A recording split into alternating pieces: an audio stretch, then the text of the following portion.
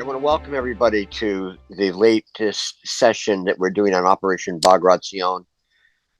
We will do several more preliminary discussions of the background to the campaign, because as we're exploring it, this campaign is as complicated and nuanced as looking at the Normandy campaign is, for sure. Anyway, my name is Jim Dingman. This is a noisy reality going viral production. And I'm joined with Alex Stavropoulos and Ken Aaron, and we have, of course, Ralph Seliger here, Joe Joyce, Hal Freeman, and others.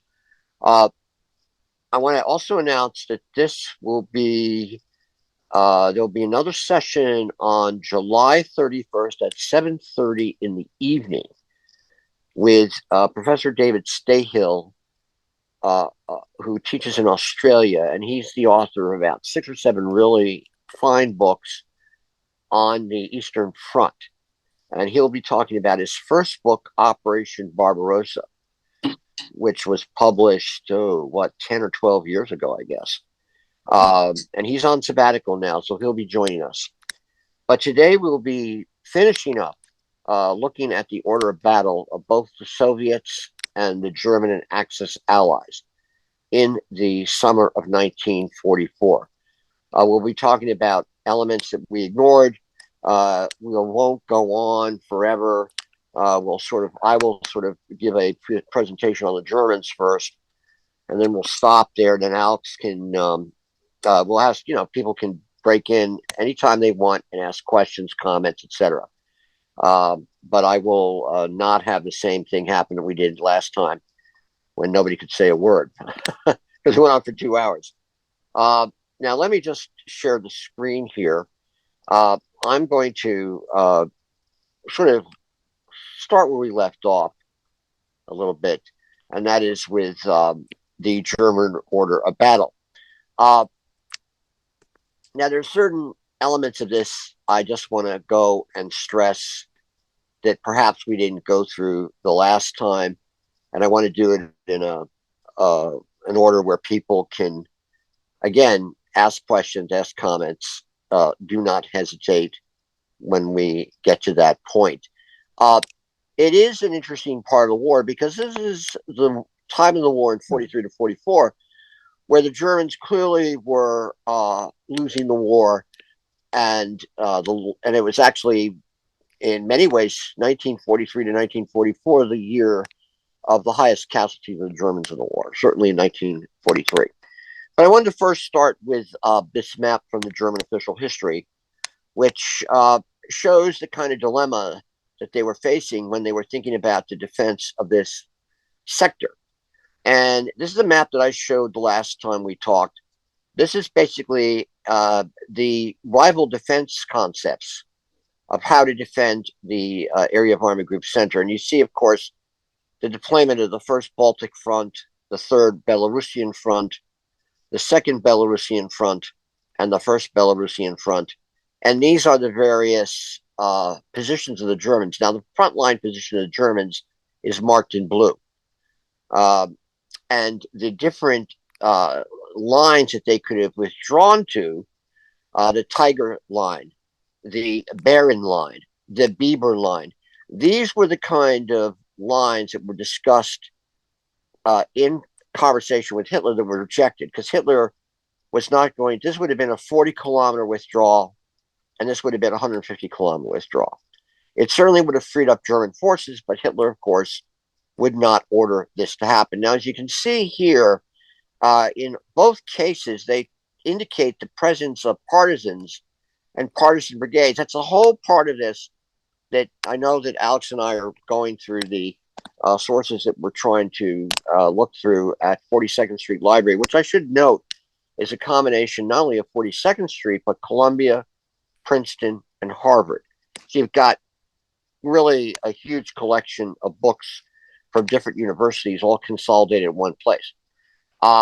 There is clearly a more elaborate story to go into about the partisan deployments here, because the Germans are mounting counterpartisan operations.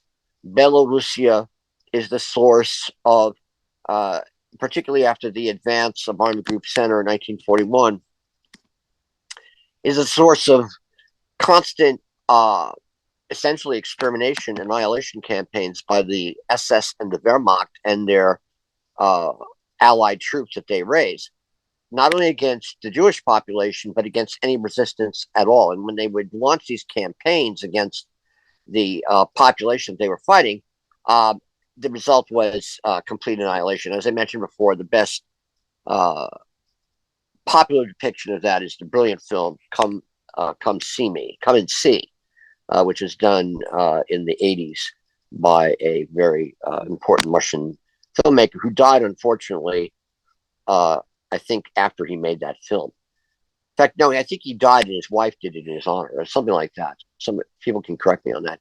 Uh, Now, in terms of the different armor that the Germans have here, I'm not necessarily going to get into that today. We will certainly talk about that in greater depth later. Uh, One thing to just stress here is that at the time of the operation, uh, I want to just start when the Field Marshal Busch, who's the commander of Army Group Center, takes command. He takes command in October of 1943 of Army Group Center, and that's in the aftermath of the Kursk campaign, and again, the launching by Stalin against all the fronts, Leningrad. Uh, Operations were mounted against Army Group Center, but the main concentration, of course, was in the south against the Army Group South. And Army Group Center in October of 1943, and keep this date in mind because it's critical, because this is when, of course, the Germans are beginning to want to pay attention and are paying serious attention to the possibility of a landing in France.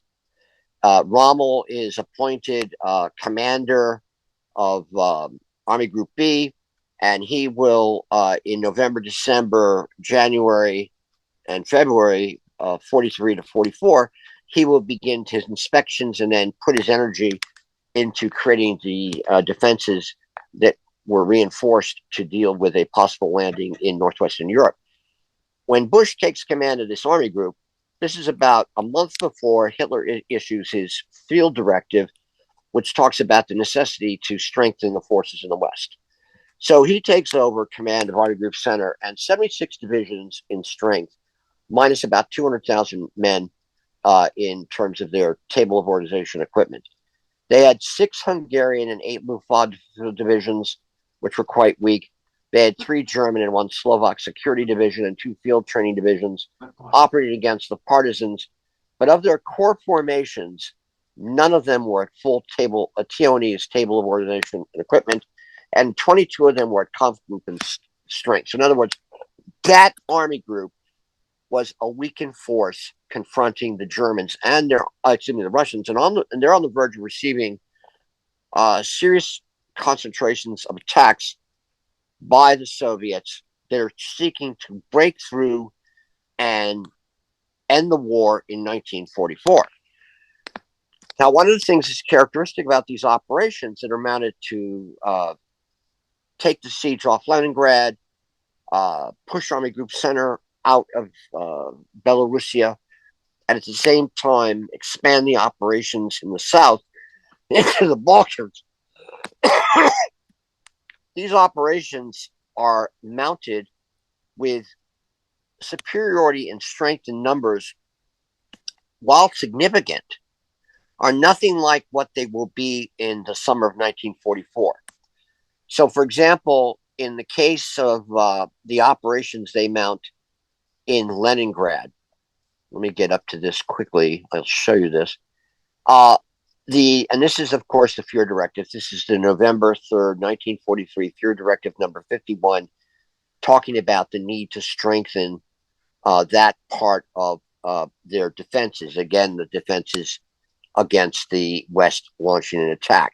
As Alex pointed out, the last time Hitler's strategy was essentially to inflict a defeat that would repel an invasion and shift the troops eastwards to fight and defeat the Soviets, or at least stalemate them, force them into some sort of negotiated peace settlement.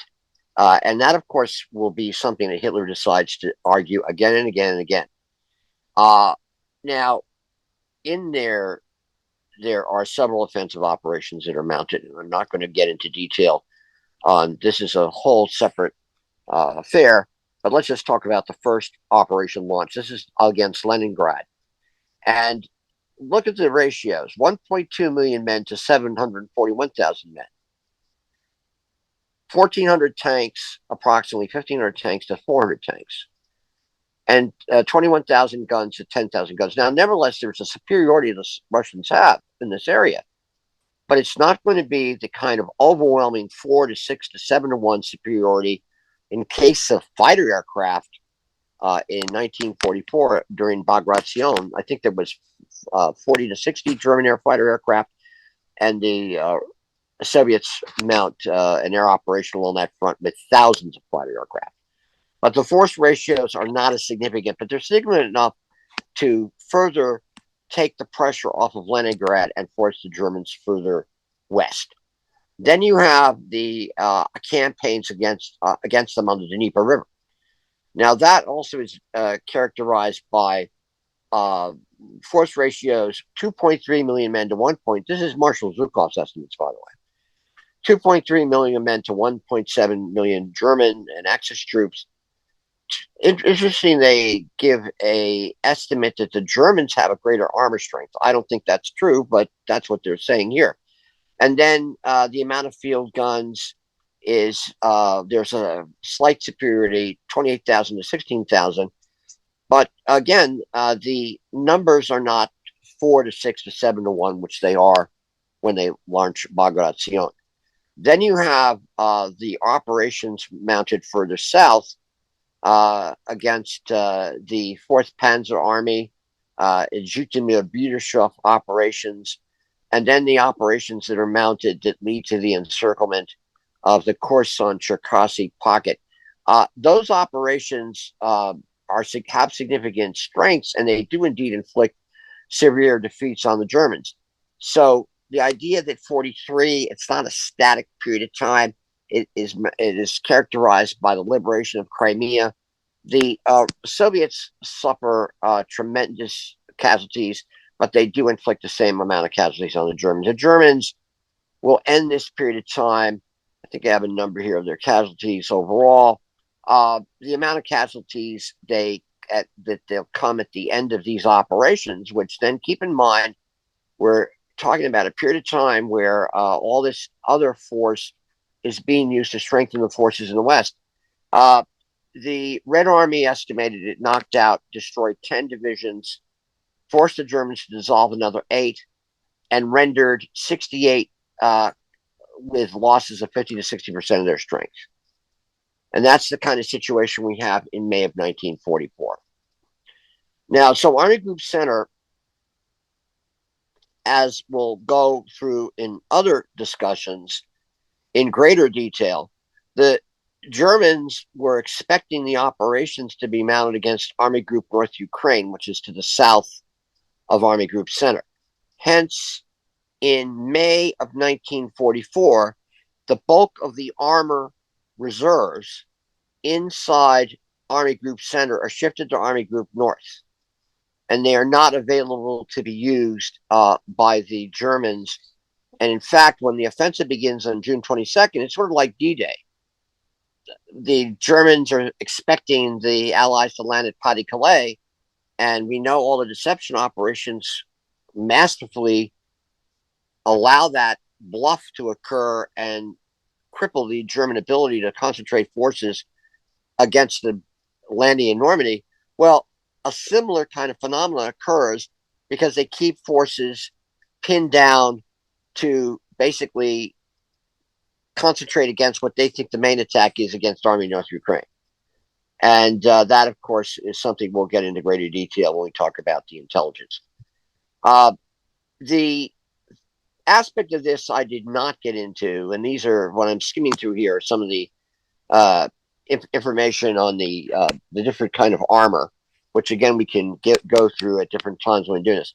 But just keep in mind, we're talking about the 3rd Panzer Army with this corps, the 6th Corps, We're talking about the Ninth Corps is also part uh, of the Third Panzer Army. Let me move the designations a little bit over so you can see them better. And we're also talking about the 53rd Corps. This is the corps that will be. Let me just diminish this a little bit. Yeah, there we go. So you can see that better. So there is the 3rd Panzer Army with the 6th Corps, the 9th Corps, and the 53rd Corps. And they only have one division in reserve, which is the 95th. There's no Panzer divisions in immediate reserve behind them when the attack is launched. This is the 4th Army, which is to the south. These are divisions of the 4th Army, the 18th Panzer Grenadier, the 15th, 57th, and 267th Infantry Divisions.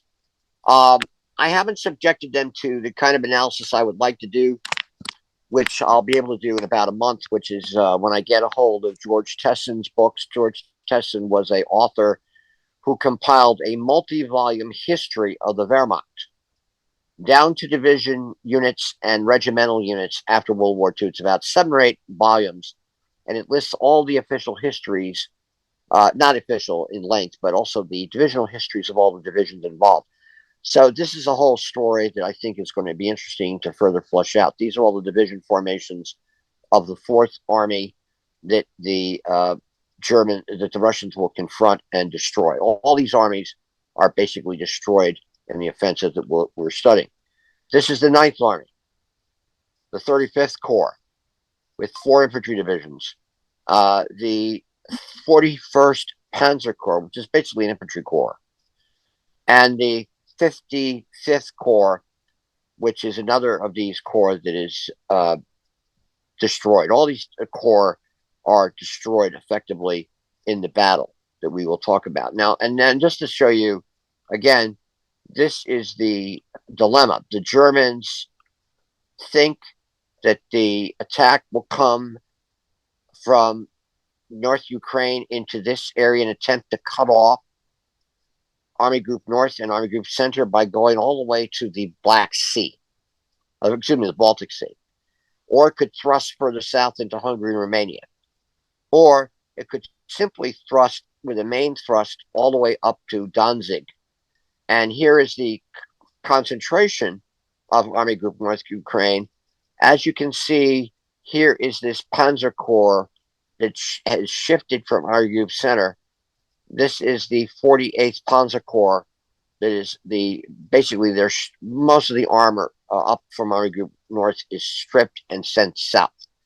There in this corner here is the 55th Army Corps, which will be attacked. This is part of the 9th Army.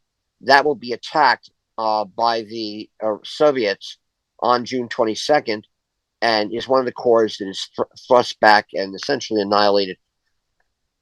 On its flank is the 2nd Army, and they will take command of the 9th Army remnants as the battle progresses. Now, let me go to the areas that I did not cover in depth the last time, and that had to do with these numbers on the Panzer formations of the German army in this battle. Now, one thing to keep in mind is that the tank production of the Germans is going up in 1944. They're essentially transitioning to the Panther tank. Tiger 1 is being produced. Tiger 2 will start to come in. I think they start to have Tiger 2s in combat. The problem, of course, is the Tiger 2s are so heavy that you can't necessarily deploy them easily. But you can see here that the German tank production is increasing, particularly in medium tanks, dramatically in 1944. And this is due, of course, to Speer and the exploitation of slave labor and the rationalization of mass production that occurs after Tote's death in 1942. Now, I honestly think that Tote was going to do the same kind of things that Speer did, but Speer went in and completely innovated the situation pretty quickly and began to increase their production. The importance of this is, again, I showed this the last time. Let me just blow this up here. This is give you a better idea. Here, of course, are the panzer formations of Army Group North Ukraine. And this is done May of 1944. So as you can see, this is Army Group South Ukraine with a lot of armor. And these are the various armor types. The Sturmgeschütz Model G. They produced 8,000 plus of them in World War II. It was the most common assault gun that the Germans had. Panzer IVs with a long gun. They are, in majority of these cases, modified with a 75 millimeter long guns, which can penetrate T-34s, T-34 and T-34s, T-34s and T-34-85s, the newer version of the T-34 that's increasingly being deployed by the Soviets at this period of time. And Panther tanks, here you have what's going on here is that they're taking all the battalions inside the armor divisions that are equipped with Mark IVs and Mark IIIs, and they're taking them back to Germany and re-equipping them with Panzer IVs, Panzer Vs. And then you have these are basically at the core level, but in this particular case, Panzer Grenadier Division Großdeutschland has a detachment of Tiger tanks, as does the SS Division Totenkopf. So that's Army Group South Ukraine. Army Group North Ukraine is where they expect the offensive to occur. So you can see, look at the difference here. There's all these different detachments, actually battalions of Tiger tanks. 2 battalions, 3 battalions of Tiger tanks, 4 battalions of Tiger tanks. And also the Panther tanks, one division here, the 8th, this is an SS, the 8th Panzer Division has 80 Panther tanks. So you can see our concentration of armor against the expected attack that they will think is happening against Army Group North Ukraine. But then you go down here to Army Group Center and Army Group North, and you can see that there's there's only 1 Panzer Division in reserve, the 20th, with only 56 tanks. The Panzer Grenadier Division, the 25th, is on the front here. And here you have Panzer Grenadier Freudenthal, which is also part of, and these are names they give to these units. But this is, to say it's a full Panzer Grenadier Division is a stretch. And you can see there is indeed a Abteilung of Tiger tanks at Army Group level, but compare that, of course, to Army Group Army Group North Ukraine, which has 4 Tiger tank Abteilung battalions, and then you have Army Group South Ukraine, which has basically a weakened Abteilung in its order of battle. And Army Group North is particularly weak; it only has 49 tanks at all. 49 Panzer IVs, 12 Panzer Vs, Panther tanks, and a large and strong Panzer Abteilung of Tiger tanks.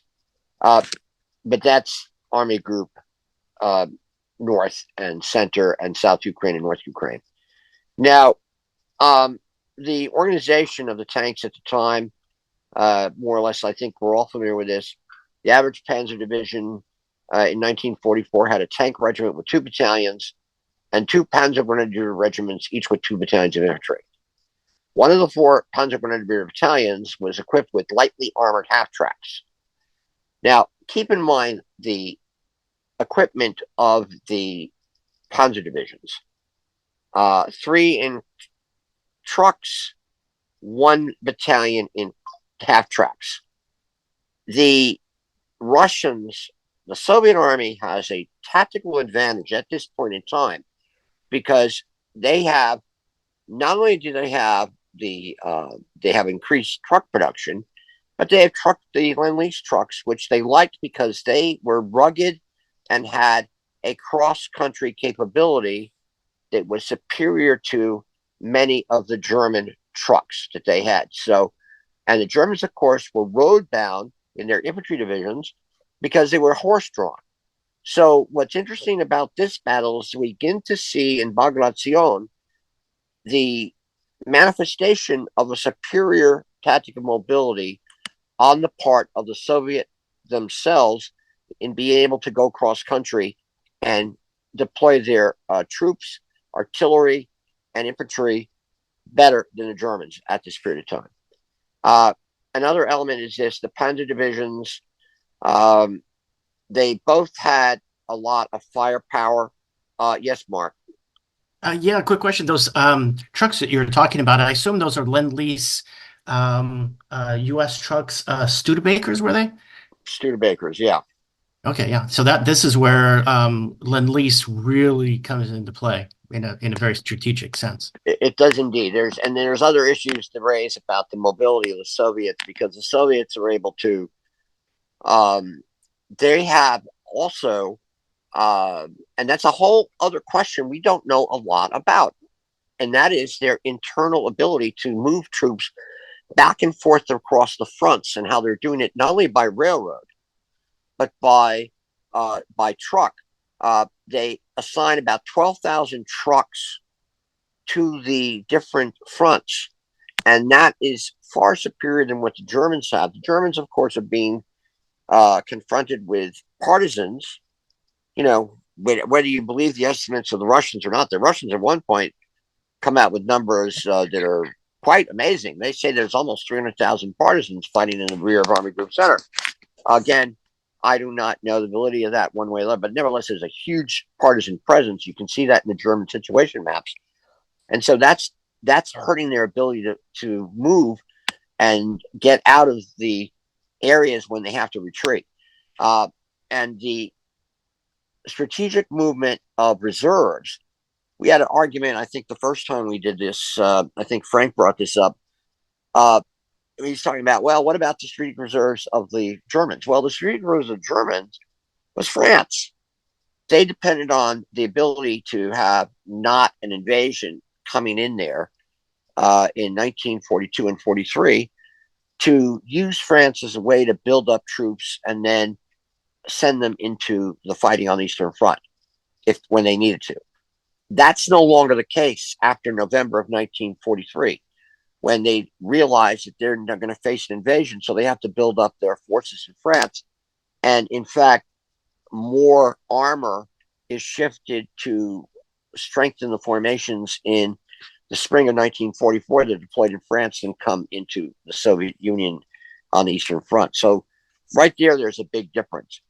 Okay, so here is the issue of the and again, the attrition rate.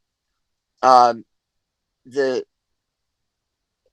training, that's another interesting factor. The Red Army is not only increasing the firepower in their infantry units, and as Alice will talk about, they're actually running out of men. It's not that they run out of them completely, but they remember they've suffered these tremendous losses. The Russians, the Soviets now estimated 27, 28 million killed, mainly civilians, but they basically had their first and second armies wiped out by the Germans. And it's only in 1943 and 44 they begin to recover. And one of the ways they recover is at their infantry unit level, they actually build up better firepower in some cases than the Germans have in their infantry units. They increase the amount of automatic weapons they have.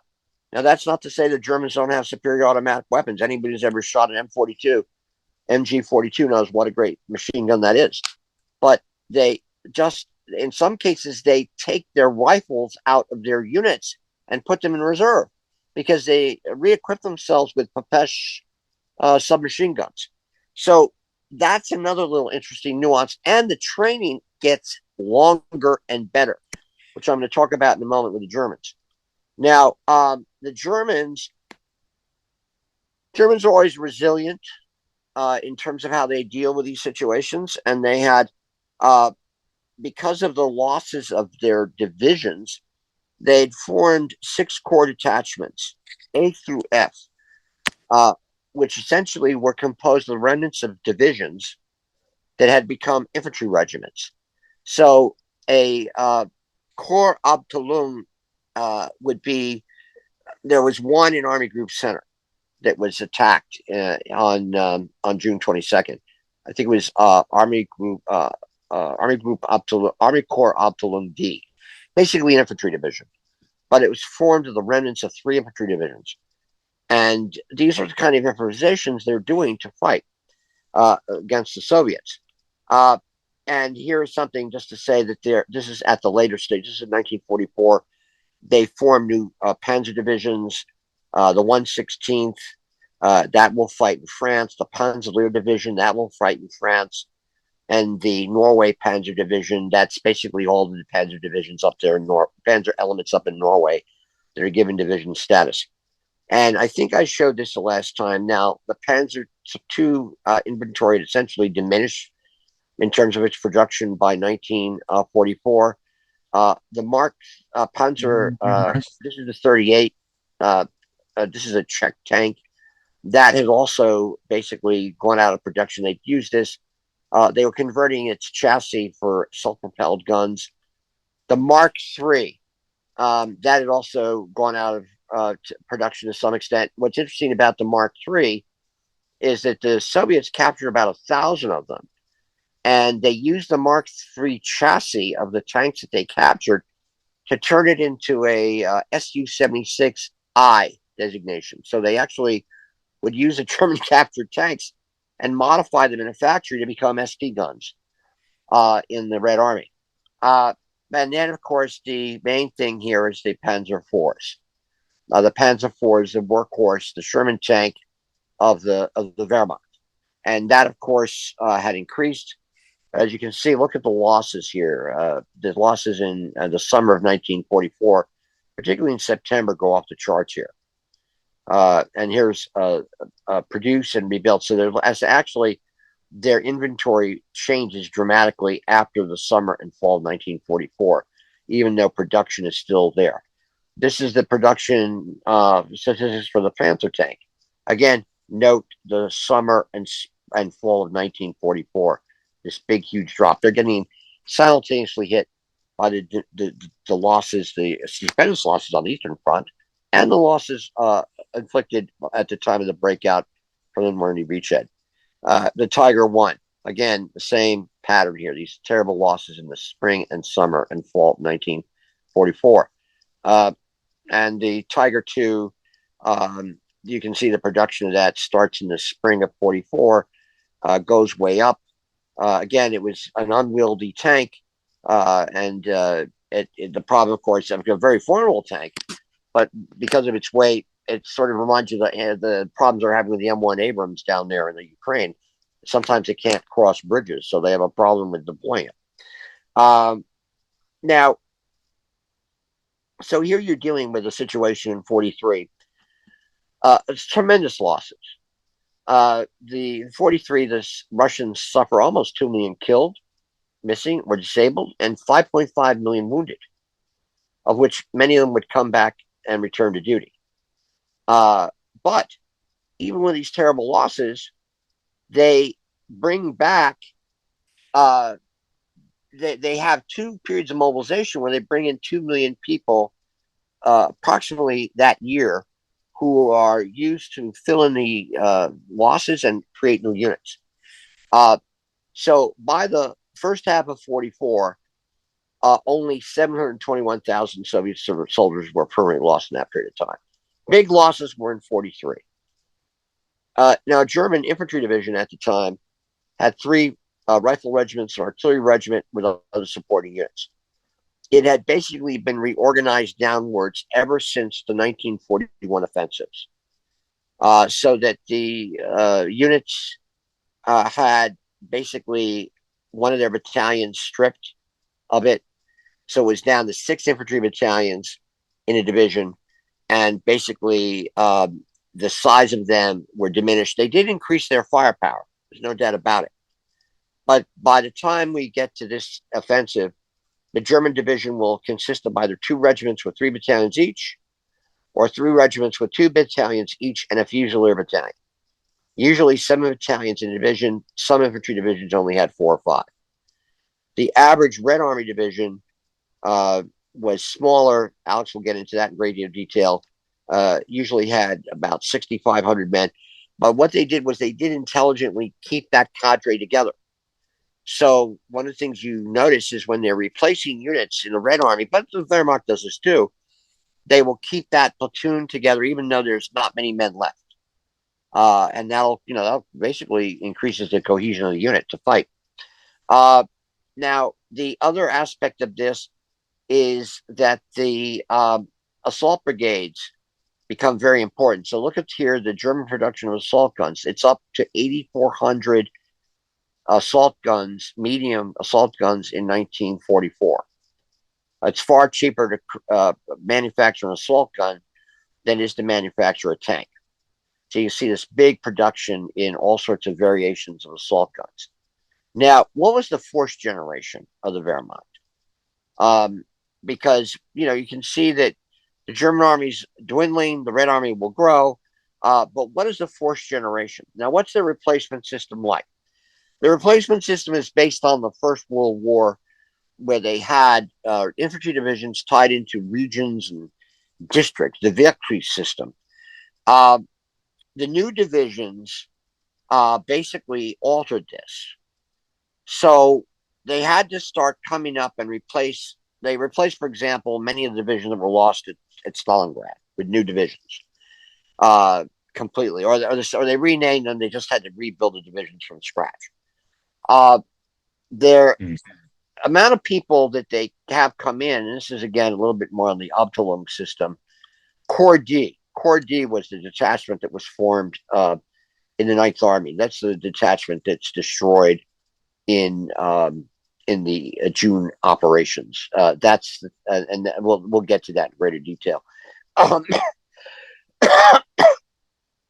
of the problems they had was that the amount of training starts to decline among the average German infantryman. And you look at some of the conservative critiques of the mobilization going on. Well, remember that the guys who pull off the July 20th plot, this is the critique they have. Oh, the reason why they're not sending those 400,000 or 500,000 troops in Germany to reinforce the units at the front is they want to overthrow Hitler. So you'll see that in some of the writing after the war, that this is one of the reasons why, the replacement army, why is the replacement army so strong? What? Well, because these guys are holding these guys back to overthrow Hitler. At least that's their argument. Now, you have several waves of replacements. From 43 to January 44, the Germans lose 41 divisions to the Soviets in the fighting. So what is the kind of mobilization that goes on here? Hitler calls for what he names the 1 million men for the front program in November of 1943. He announces a plan to produce 1 million new combat soldiers. And you have a whole bunch of cleaning up, men taking from, they take troops from existing units, 120,000 troops from 150 infantry divisions, and they gather all these different components to then have these creations of forces. Now, also keep in mind that they also increase the amount of Kiwis, volunteer troops. Kiwis, of course, is a acronym, bastardization of German for volunteers. They basically increase the amount of Kiwis, Soviet volunteers who fight in each division. So those numbers go up from 700 to 2,000 in each of the divisions along the Eastern Front. Plus, of course, we have created Ost battalions that are to substitute for German troops. So in June of 1944, there are 200 Ost battalions operating, of which the bulk of them are over in France. 60 of them are in France, and 7 of them are in the Balkans, and they're basically substituting for German troops. Remember, we have this situation where we capture all these guys from Georgia, from Turkestan, etc. after D-Day. They are the Ost troops. The Germans reached the peak of their strength in 1944. with about 12 million troops on active duty in not only the Army, but the Air Force, the SS, foreign forces, the Navy, etc. That's the peak of their strength. That declines dramatically as a result of the events of the summer of 1944. Now, there are several waves of troops that come into the fighting. These are basically people will know that what the Germans do, and again, it's incredible how they were able to survive the resilience they have. But from August of 43 to May 44, they create 54 new divisions, and these come in different waves. So you have a wave in the 21st wave in November of 1943, which are remnants of the burnt out divisions.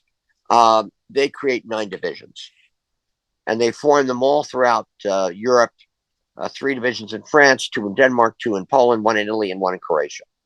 These divisions are in action by February of 44. The next wave is created in January to June of 44 and consists of 6 divisions, most of which are formed in France. Keep in mind the importance of France.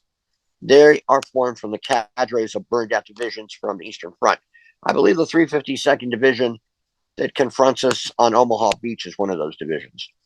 The 23rd wave consists of 4 field training divisions between January to June from the remnants of 4 field training divisions of the same number. So they're taking those 1 million troops and they're basically putting them in existing formations or creating new formations. 3 Schotten divisions. Schotten's in German is shadow, so basically skeleton divisions.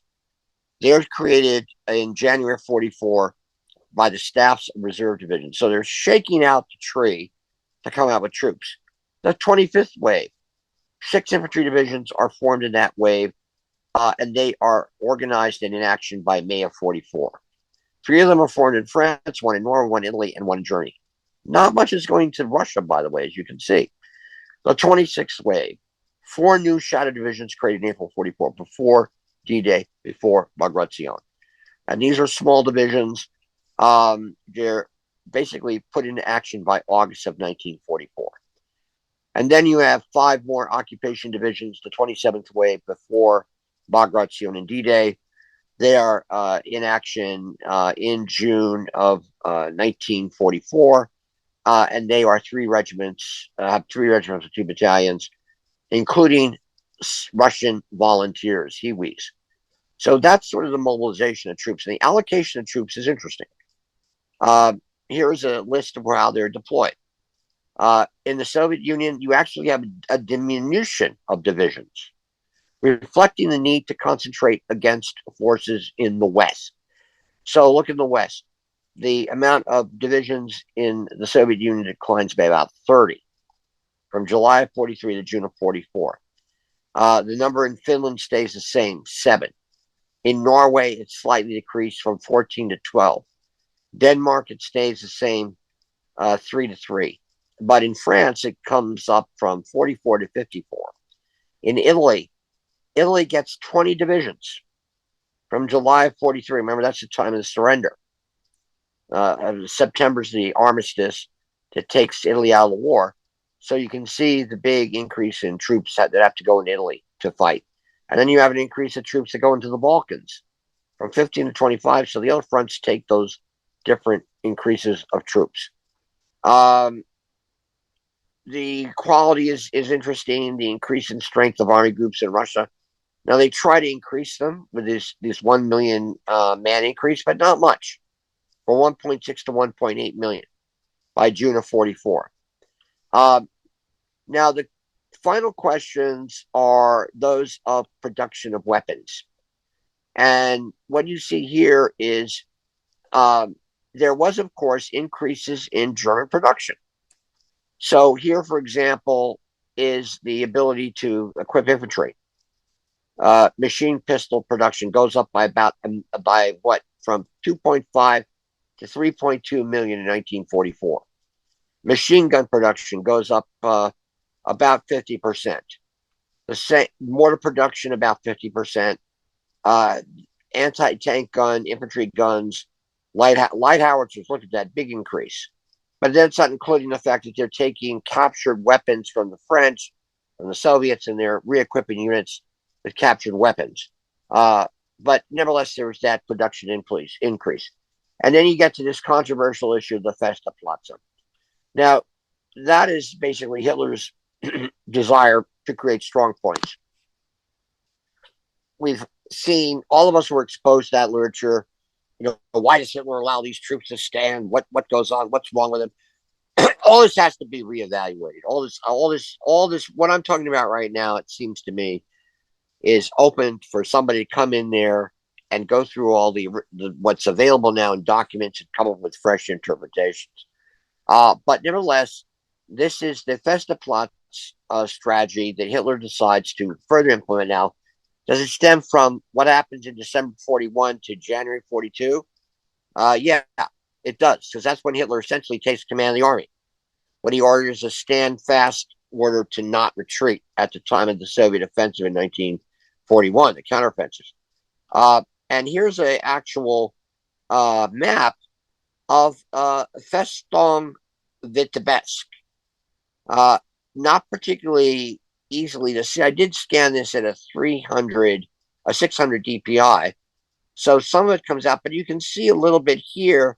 Vitebsk is going to be the site of heavy fighting. But you can see here's these issues. These are examples of fortifications around Vitebsk. And this is a German map from Vitebsk that unfortunately was done in black and white. So it would have been a lot of fun to see what it was in color at a better DPI. But you can see, you can sort of make out these are these little marks here of where the fortification is. And these are the cities that were designated as fortified places. And this is what Hitler and the German Wehrmacht, the Oberkommand of Wehrmacht, had decided would be the contingents that could defend them. So in the case of what we will examine, Bulburusk had 2 battalions assigned to it, and it could take up to 2 divisions to defend it as a fort, a fortified place. Same with Mogilev, which also falls. 2 battalions are in there, it can take up to 2 divisions. Orsha, 1 battalion, 2 divisions. Borisov, 1 battalion, 2 divisions. Vitebsk, 3rd Panzer Army, 2 battalions, 3 divisions. Actually, it'll take 4 divisions. Minsk, 1 regiment, 2 divisions.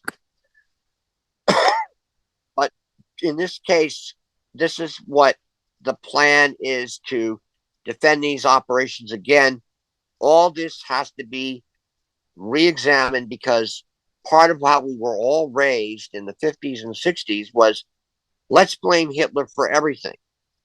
And the army doesn't take responsibility or blame for anything at all.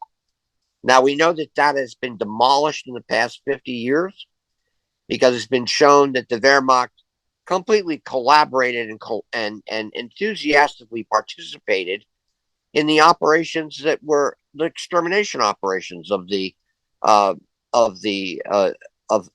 Reich. Of course, there were exceptions to that, but there's overwhelming evidence that the Wehrmacht was easily collaborating, certainly throughout the war. 1941 is marked with close collaboration with Einsatzgruppen and the Wehrmacht, and all throughout the war, the Holocaust has a good ally with the Wehrmacht. So that notion of them not knowing what happened or not cooperating is a bunch of bullshit. But here we get to this question of the fortified places. Okay, what's the rationale? Is it just Hitler rechannelizing his experiences in the First World War? Again, he will take command of the Wehrmacht during the December 41 crisis. That's when Brauchitsch is forced out and Hitler replaces him. And so there, I think you can start to, in the more modern biographies, particularly that of Roussel. Roussel does a very good 2-volume biography of Hitler, which I recommend. He gets into all that. But that's something to keep in mind. So on that note, let me just stop. Does anybody have any comments or questions or opinions that they want to raise about this issue of the Germans? Anybody? Yeah, I got a question. Yeah, go on, Mark. If I remember correctly, one of your early slides, you had the numbers between the the Russians and the Germans. The Russians had what, 1.2 million, and the Germans had 745,000 ish men Uh, on each side, right? Well, that's much less than your traditional 3-to-1 ratio for attack. And I wonder, that's kind of interesting for me because I remember the Russians always having far more troops than the Germans. So that just triggered an immediate question. I wonder about that.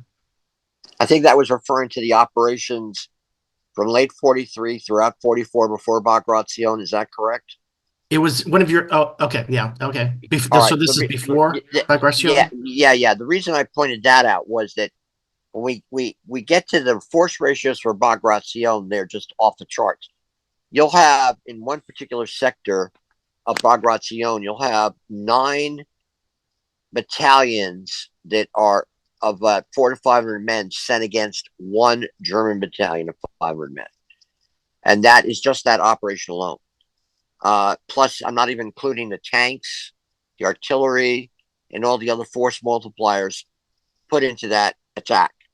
So that, I mean, it's a complete. They clearly have learned their lessons from their fighting from uh, Kursk to May of 1944. That's for sure. Yeah. Yeah, and certainly one thing that you mentioned, there was one slide where you had the total number of troops.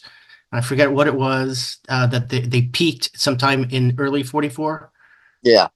But that doesn't go to the quality of them because their quality was going down, ever since, the beginning almost of Barbarossa. Right. That's the 12. I think that was a 12 million number for the entire armed forces, not only the Wehrmacht, but everybody. Um, yeah, it's very. I mean, there's no. First of all, keep in mind the amount of losses is something way beyond the charts. It's off the charts for us Americans because we didn't experience anything like this in World War II.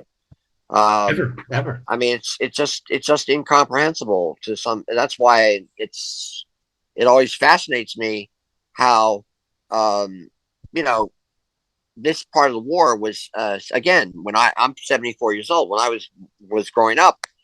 Uh, we were just learning about this. Our knowledge about it was very stereotypical and ill-informed in retrospect.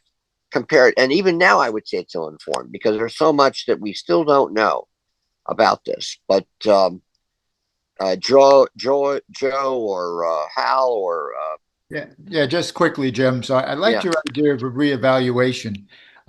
Based on everything you've told us, the Germans are not really capable of offensive operations. This idea of the Festung is not entirely ridiculous. I mean, they're not capable of moving like they once did. The Soviets control the air. They can't even move people without them being seen. They have to deal with the partisans. So, wow, what options were available to them at this time? that's a good point. I mean that's the one thing I haven't done yet is I haven't gotten really good terrain maps yet to juxtapose into this whole situation because the maps that I've gotten, I've pulled maps off the University of Texas, but they don't show the vast forests, Yeah. the canalization along these roads due to the Pripyat marshes. And look at a movie like the Belsky movie, the movie about the Belsky brothers. These guys survived in these vast forests of Belarusia, and when the Germans have to retreat, they have to retreat through these forests, and they get clobbered by the partisans and the Soviets. So there's other aspects of this that we have yet to explore that have to do with the essentially the breakdown of the Grand Alliance, the tensions between the Soviets, the Brits, and the Americans in World War II as allies, and how that starts to disintegrate even more as a result of these operations. But yeah, that's a really good point, Joe. All those questions about, did it make sense for them to have a fortified place given their lack of mobility? A good question. Yeah, go on, Ralph.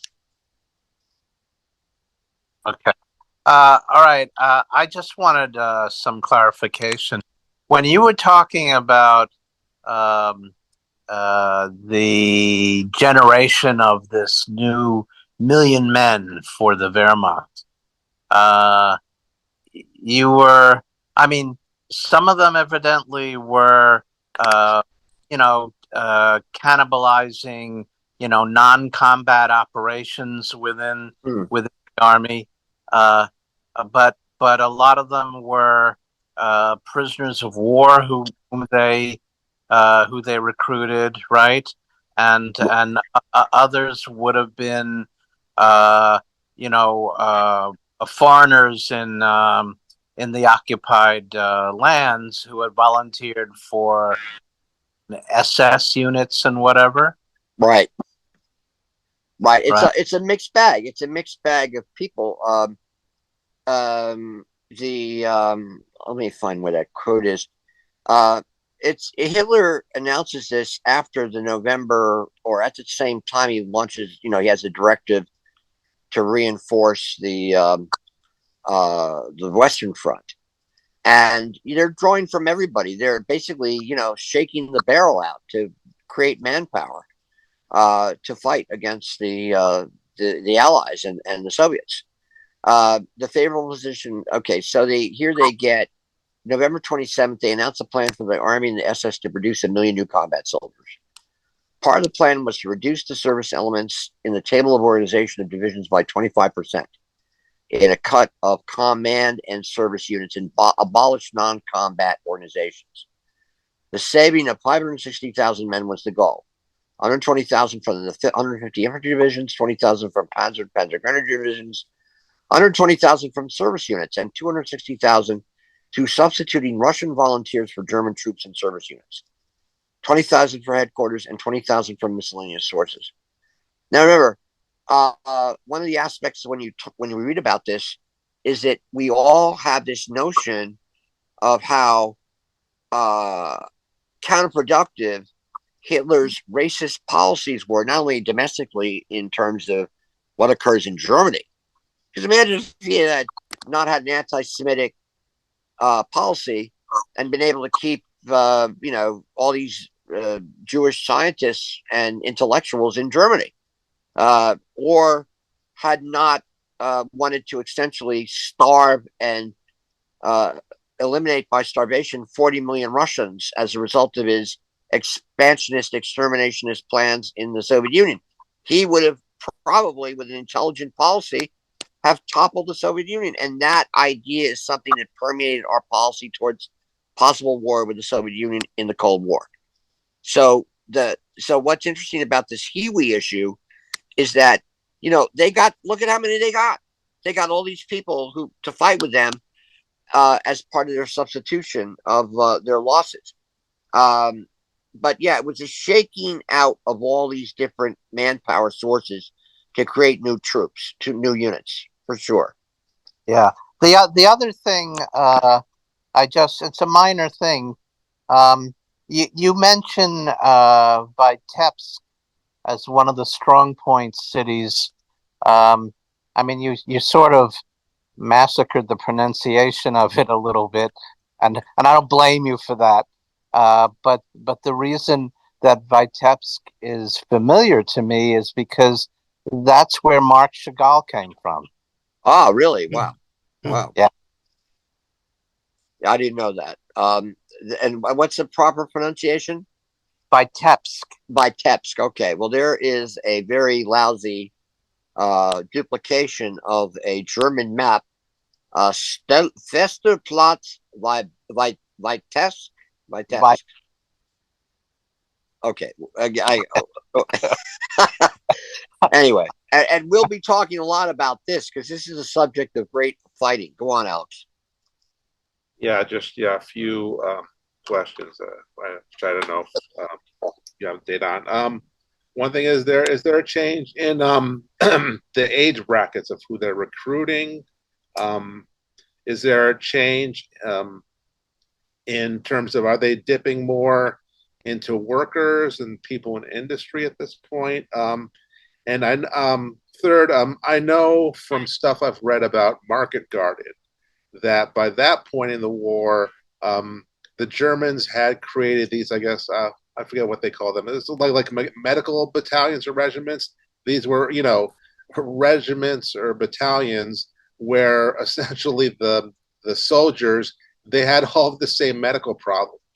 And again, the one I remember is there was one battalion, I think, Oh, the had stomach all battalion. Germans, well, with ear Right, problems. right. So it was easier to deal with them, you know, when like you could, I guess, focus on, yeah, and everybody was kind of the same. So I wonder, yeah, but again, the issue of age and again, are they dipping more into, yeah, the workforce at this point in the war? That's what more I was interested. Yeah, they are indeed. And what's occurring, of course, is that they're increasing the use of slave labor. I mean, that's one of the things that Spear supposedly, denies he knew about what was going on in the extermination camps. And one of his major aides is at the Wannsee Conference in 1942. So the idea that Spear, this is something that Gita Serini, in her book about Spear, more or less blows Spear apart. And Spear, of course, was cooperating with, who was cooperating with Spear to write his book? There's a whole bunch of conservative historians in Germany who were helping him. Now, the question, so the slave labor issue is something that I think is another aspect of this to further flush out, because there's a direct relationship between the increase of slave labor. They do increase the amount of involvement of women in these kind of units. Remember, women are increasingly being used in anti-aircraft units. Certainly, the Hitler Youth are. Not to the same extent as the Soviets. The Soviets completely create anti-aircraft units composed of women. And that's an interesting question, Alex, how they came up with this, the stomach battalions, you have everybody in the battalion has ear problems and all that. That is something I've really not seen anything really good on. And so I'd wonder if somebody's actually worked on that. I mean, that's why it's sort of interesting. Too bad we don't have those Brits here today, because it'd be interesting to pick their brains about this. But yeah, those are interesting questions to flush out as we do this work. Absolutely. And does anybody else have any questions? Because I'll turn it over to Alex in a moment. Anybody else? All right, let me turn it over to one question, if you don't mind. Go on, Mark. Sure. You talked about the German, the myth of the Wehrmacht's, neutrality, or not having been involved with the Holocaust at all. It's true, and it's one thing about David Stahl's latest book is that he goes through that as well. That the Army Group North was very cooperative with the Einsatzgruppen.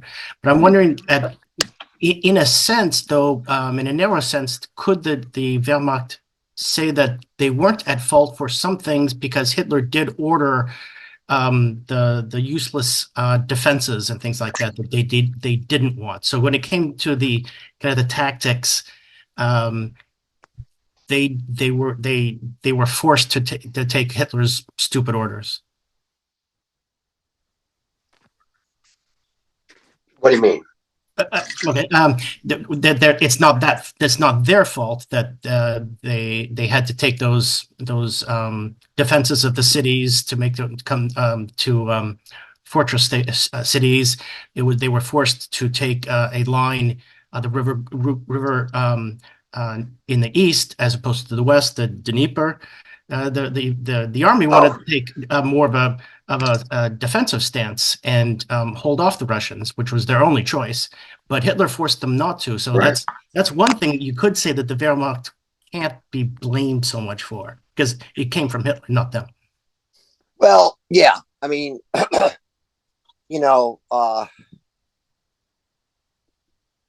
are different ways to deal with that question.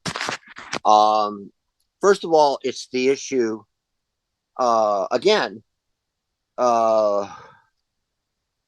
when I read Lost Victories by Manstein in the early 60s, that was a big revelation to read that, or, Panzer Leader by Hans Guderian.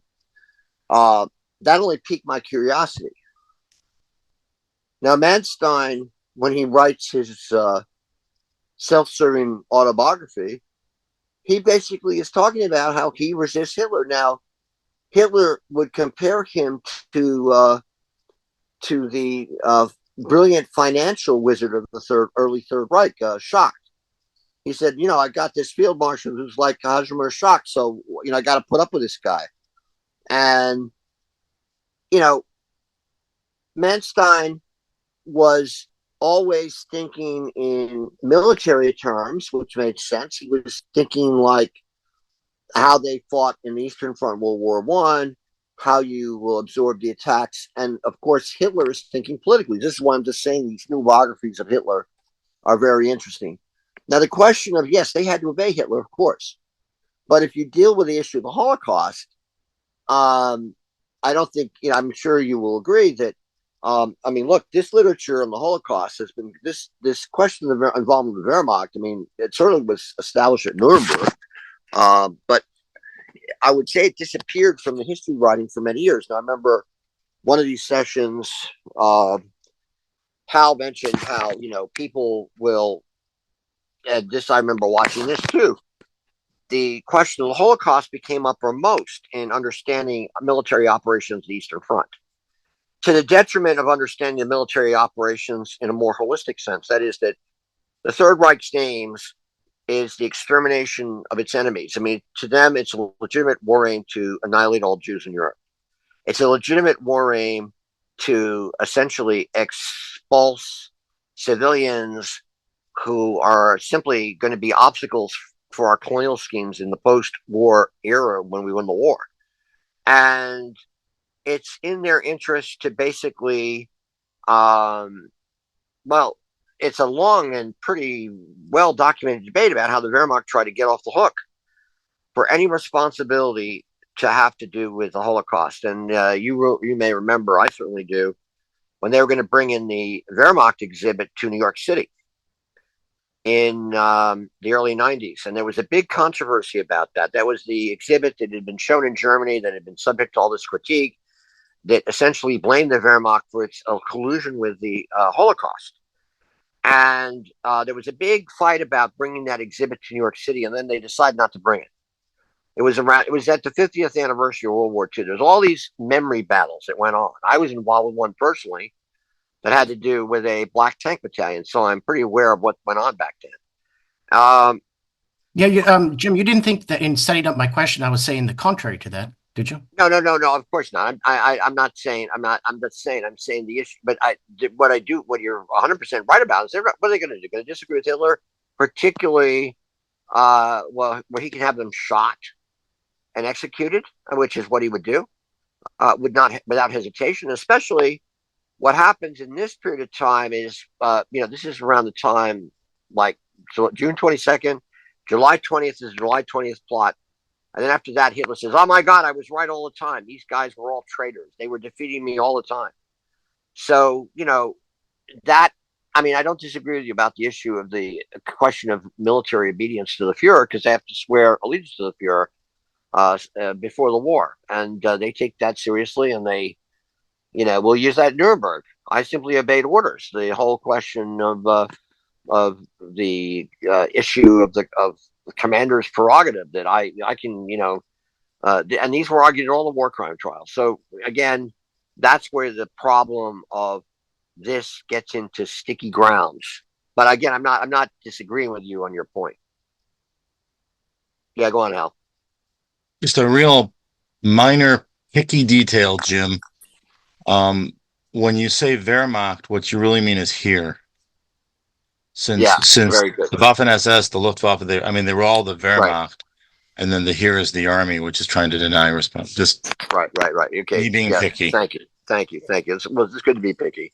Good to be picky. And then of course, Jeffrey Maguire, when he first came to Joe will remember, when he first came to NIMAS, it was right after he got his degree at Ohio State, and Jeffrey basically came out. Jeffrey did a brilliant dissertation on the relationship of the higher command of the German military to the issue of the war aims of the Third Reich, which was indeed implementing the exterminationist aims of Nazism. And then he became the chief historian at the U.S. Holocaust Museum. He's a good friend of mine for years. Unfortunately, he passed. And his whole argument all the time, and his last work was just mind-boggling. His like multi-volume history of concentration camps, absolutely mind-boggling. But that gets into all these questions. These are issues that remain to this day.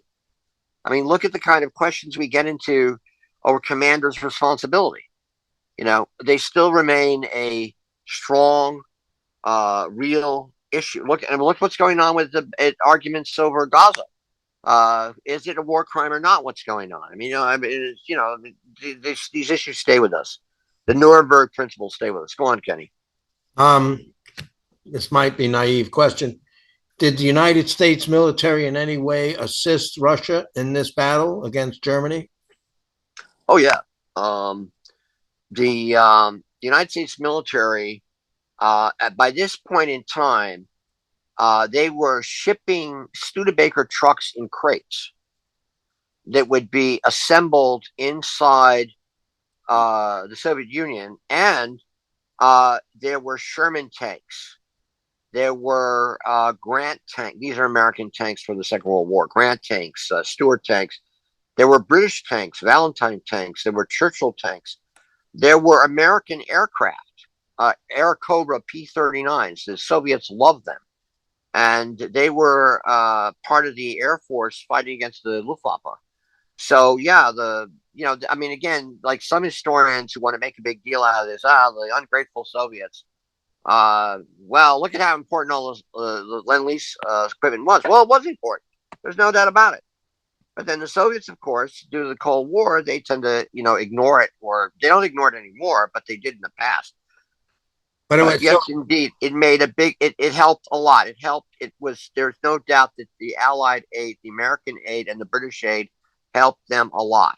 There's no doubt about it. Aid and equipment, but no actions.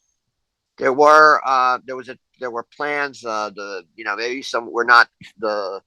There were plans to shuttle bombers, Operation Frantic. That's a whole other serious situation to talk about.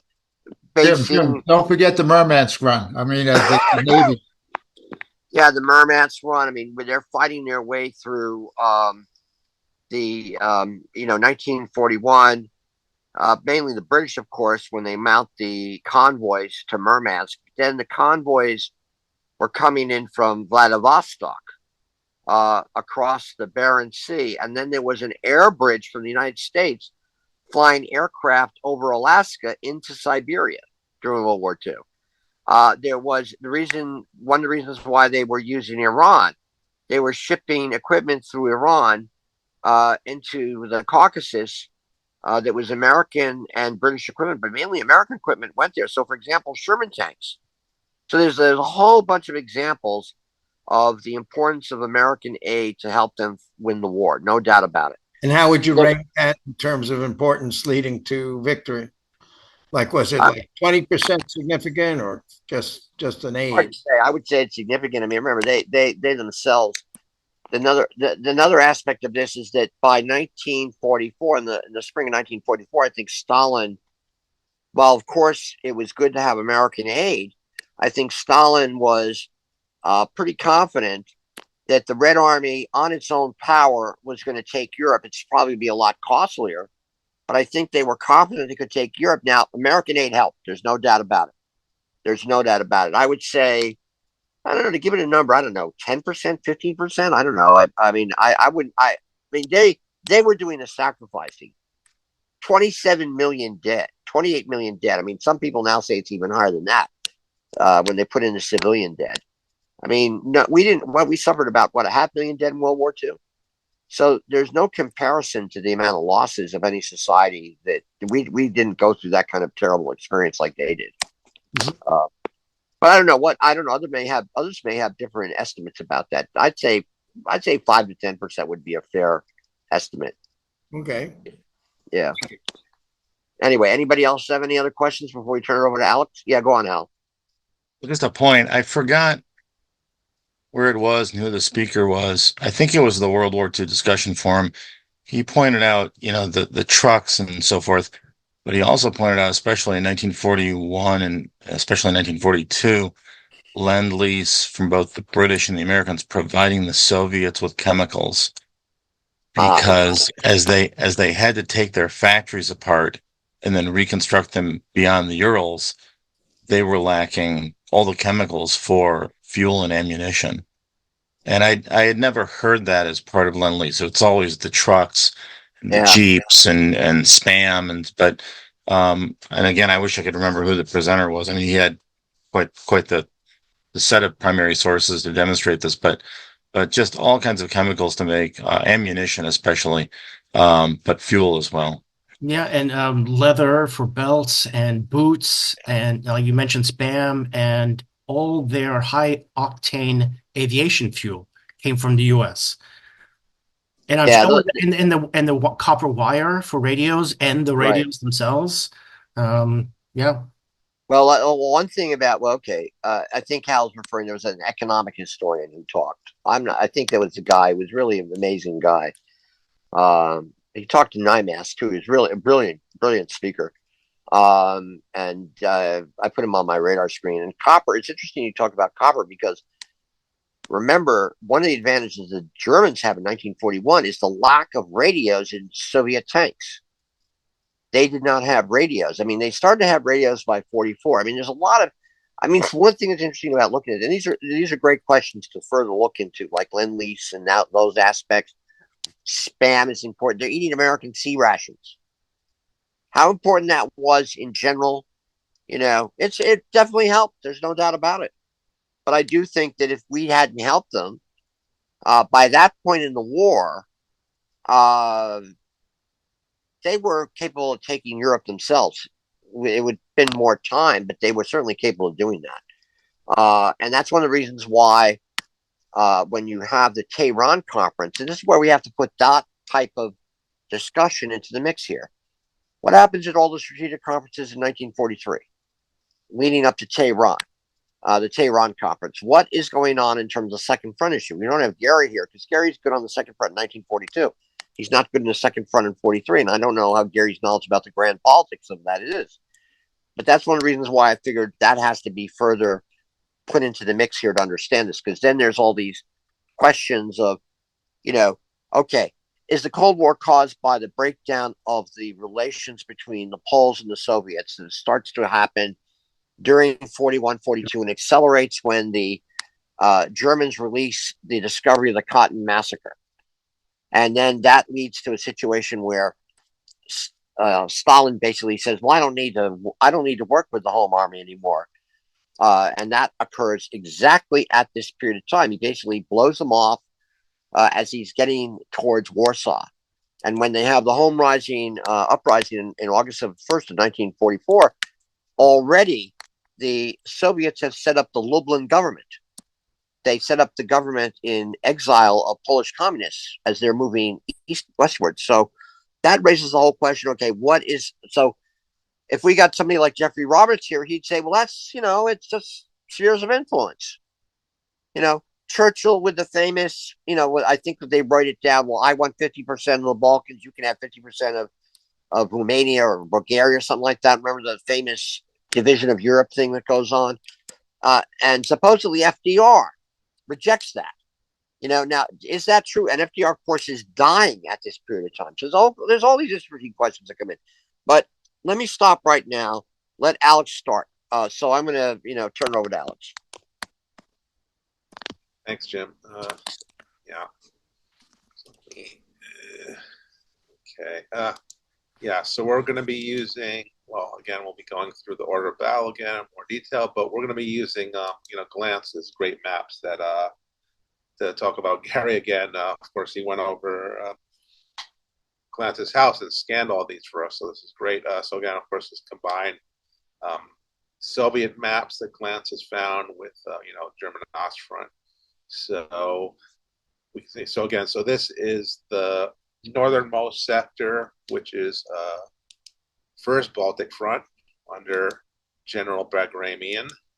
And again, you can see we have a First Infantry Corps, 9th, again, there's already, and 53rd Infantry Corps, which again, we'll see Vitebsk is a little, we'll move the map over in a minute. So that's rather big corps with 4 divisions. But we can see again how, yeah. So 3, then I forget the corps. Oh yeah, 6th Army Corps. Okay, so this is all from 3rd Panzer Army. 9th Army is going to be south here again. So yeah, that's 6th, and I forget which. Well, we'll see which corps this is. Yeah. So all right. So let's talk about echelonning. Well, first let's talk about 3 armies in First Baltic Front. Again, and again, this is a typo. It's 4th Shock, then 6th Guard, which we'll see has the largest concentration of attachments, and it's the biggest army, as we would expect with the Guards Army. 43rd Army is the easternmost, but again, still we'll see a still very strong army. So again, the mission for these guys was to smash through the northern part of 3rd Panzer Army and move south, in particular, again, to have the left pincer encircling Vitebsk. Again, in cooperation with 3rd Belarusian Front, which is going to be, the left pincer against Vitebsk, and we'll see they will be very successful. But again, let's go. All right. So again, here, yeah. Oh, there's also attached their operational maneuver force is 1st Tank Corps. Though we'll see again, 6th Guards and 43rd Army essentially have enough tank assets added that basically make up an additional corps for each of them, although they're not organized that way. Those tanks will be, in the breakthrough elements. So this is, again, the maneuver element for the front. Okay, so here are the strength here: 359,561 tanks, 126 assault guns, 778 anti-tank guns, 2,100 artillery guns, 2,200 mortars, 604 Katyusha MLRS, 420 anti-aircraft, 902 aircraft attached, and again here a very large number, 19,000 of those. Well, again, I think at this point, again, it would have been a little over half of those would have been Lend-Lease, the rest Soviet models. And here's General Bagramian, and him with his wife. And okay, so now let's start getting into the order battle. So you can see the attached tank corps maneuver element. You can also see an infantry division at the front level. So again, significant anti-tank attached at the front level. MLRS units. Okay, so let's again go north to west to east, kind of north to south. So here we have, this is 4th Shock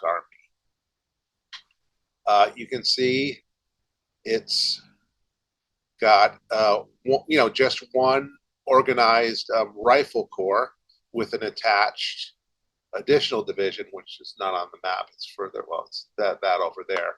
So just a tank battalion attached. Again, you can see relatively limited artillery compared again to the massive forces in either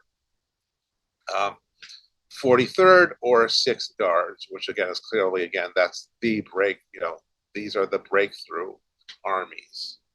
And we'll see again, they're also very concentrated. Yeah. So here again, we have, 83rd Rifle Corps. Again, the 119th Rifle Division and 360th on the front line. And again, 119th in reserve. We also have, so that's the 16th, that's a Lithuanian division also.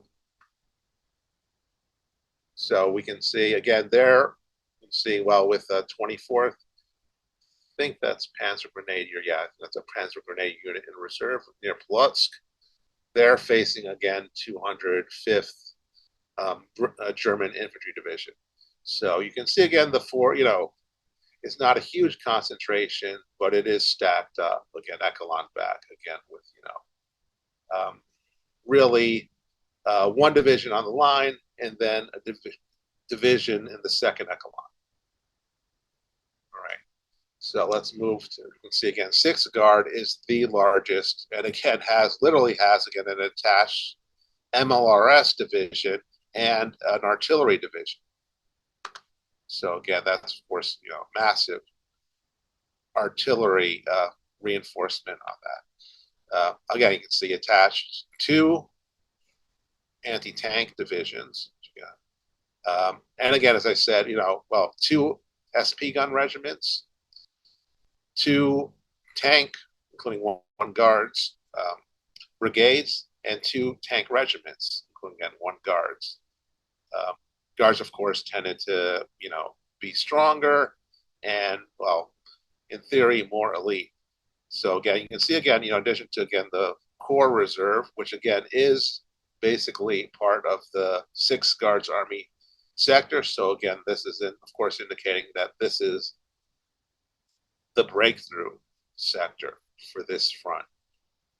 See again, well, fortunately, Glance doesn't have, but I think I have it elsewhere. Yeah, so doesn't break down these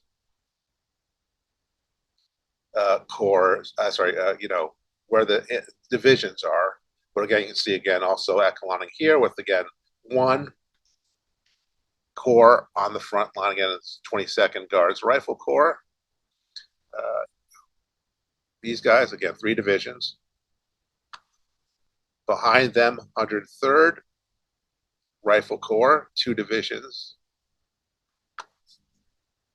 And then also behind here, 23rd Guards Corps, Rifle Corps, again, 3 divisions, with 2nd Guards Rifle Corps, 3 divisions behind that. And again, we do, yeah. Oh, Ralph, you had a question. Yes. I just wanted a clarification on a couple of terms. When you say SP guns, are these anti-tank weapons? What are they? Yeah. These are again the Soviet version again of what Jim was talking about with the Sturmgeschütz. Again, these are self-propelled Again, basically, it's they're like a tank, but again, the gun is fixed. It can it can go slightly left, right, but again, there's no turret on them. And again, at this point in the war, this is mostly the Su-76 and the Su-85, which again, 76 millimeter gun on the Su-76, 85. There are also Su-122s, which are again 122 millimeter guns. But again, these are not tanks. These are self-propelled guns.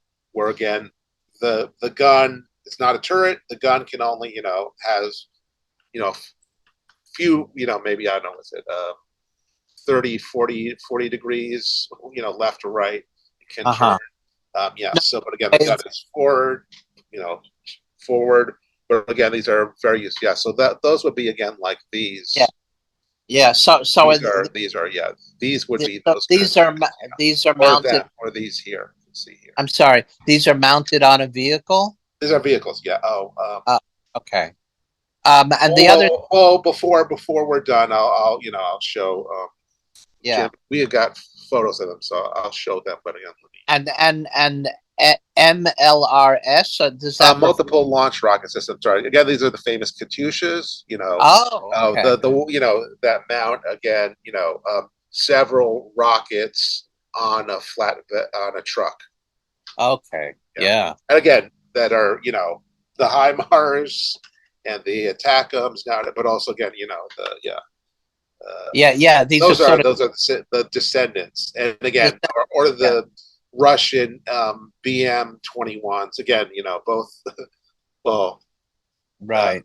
The Israelis are again have they bought from the U.S. I forget how well they have pretty advanced as well. So yeah, so they have those, and they're using them obviously in Gaza now, but not as much as their artillery. I think, at least as I've heard it. Okay, thank you. Yeah, sure. Let me just add to that, Alex, Ralph. The 𝐁𝐚𝐠𝐫𝐚𝐭𝐢𝐨𝐧 particularly the number 4 version, which had a 75 millimeter gun, they were actually sold and deployed to the Syrian army, and the Israeli army came against 𝐁𝐚𝐠𝐫𝐽𝑒 in the 6-Day War. Okay. Yeah. So again, we can see again the main 6th Guard concentration is obviously this sector, the 23rd Guards Rifle Corps. We can see 3 divisions. It's 3 divisions on the line. This map, yeah. So that's here. Yeah, 51st Guards.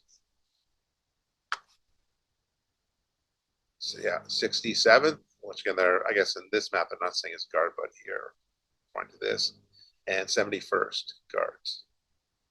So, and again, they're focused on again just a section here of 252nd Infantry Division, which again, probably again, I would guess just because this is maybe a battalion and a half at most.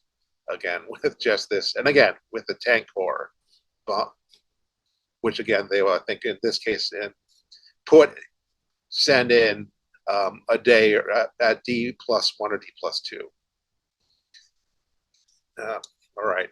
So here again, and next we're going to move over to 43rd Army, which again is the right shoulder of the operation to surround Vitebsk. Yeah. Okay. Ooh. Okay. So you can see again here. So that's this army. See again here, 1st Rifle Corps on its right. You can see again the very small. Again, they're going against again Abteilung D, which is the merging. I think it's of 2 divisions. So we can see again, yeah. So 1st Rifle Corps, yeah. So see better, yeah. Actually, let me zoom in a little bit. See, it has a very small. Sorry, guys. Let me move this so we can. Wait, maybe I don't have to zoom out.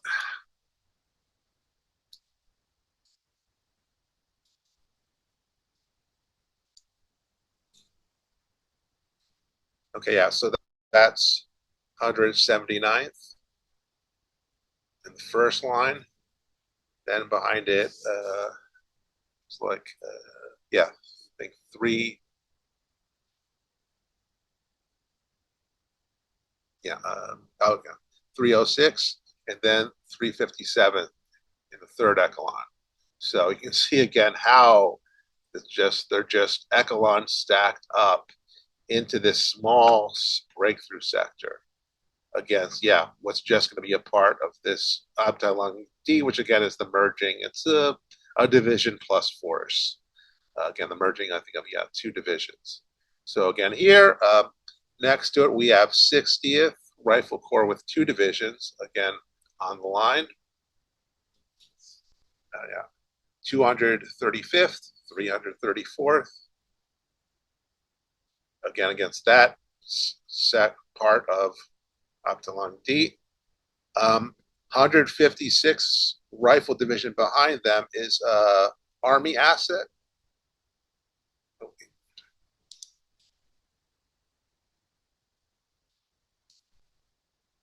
Yeah. So again, it's not part of one of the 3 Rifle Corps. Yeah. So, yeah. So that is being essentially, yeah. So the Army commander is basically putting that, his Army asset in as a reserve, essentially, as in order to have a 2nd echelon there. last rifle corps in that army. See 92nd over here. It has its two divisions. 204th, and here 145th on the line here. Again, yeah. So that is again a fortified region. Again, so that's this unit. So they're holding that part of the line with basically that's a static unit. That's just designed to hold the line again in front of here, 4th Luftwaffe Division. You also see here again, this is 53rd.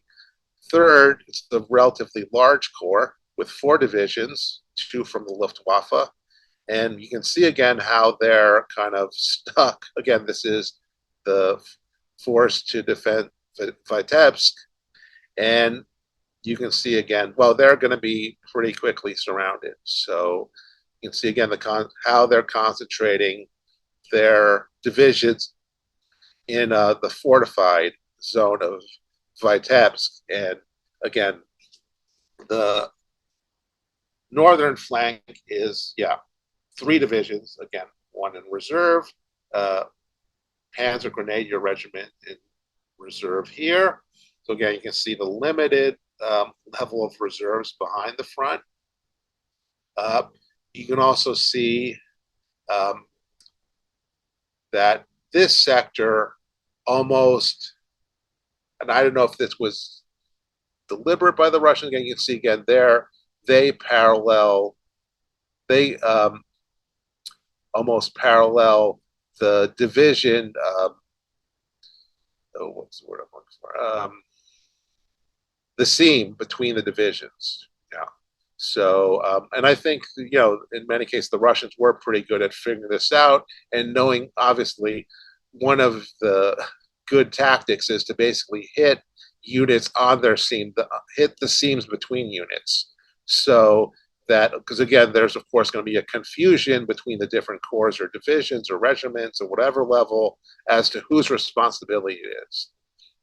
So if you can, find the seam and hit it, run down that, that is often a big advantage. In fact, again, I was reading that, the Russians had a recent, good, nice success where they attacked between, they hit the seam of 2 battalions and were able to, get through that way.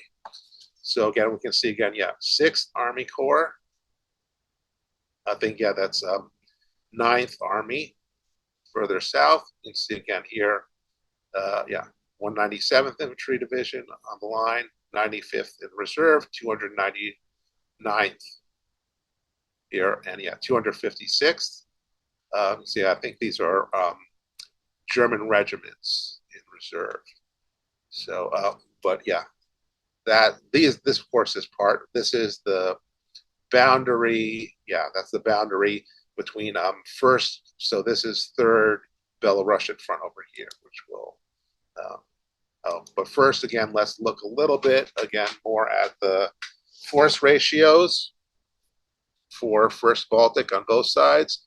So here's the density of the Germans over the whole front. Total numbers, aircraft. And here's the comparison. Okay, so each division is holding, again, there are 11 plus 2 here in reserve or doing police duties. So about 14 to 15 kilometers per German division, 6 to 7 per Soviet division. Okay, so here again, overall strength, the Russians, and here, here are the force ratios. And 1.7 to 1 personnel, 3.4 to 1 automatic weapons, almost 1 to 1 in machine guns, 2.7 in mortars, 1.2 anti-tank, 3 to 1 advantage for the Soviets in field guns, and a 4.5 to 1 in tanks and SP guns, 3.5 to 1 in aircraft. Okay, so this is looking at the main attack sector, which again, see again, the Russians, of course, and you can see you can see again how constant. So that's basically these two corps: for 23rd Guards Rifle from 6th Guards Army and 1st Rifle Corps from 43rd. So here we can see the force ratios, but again, also the comparison in density.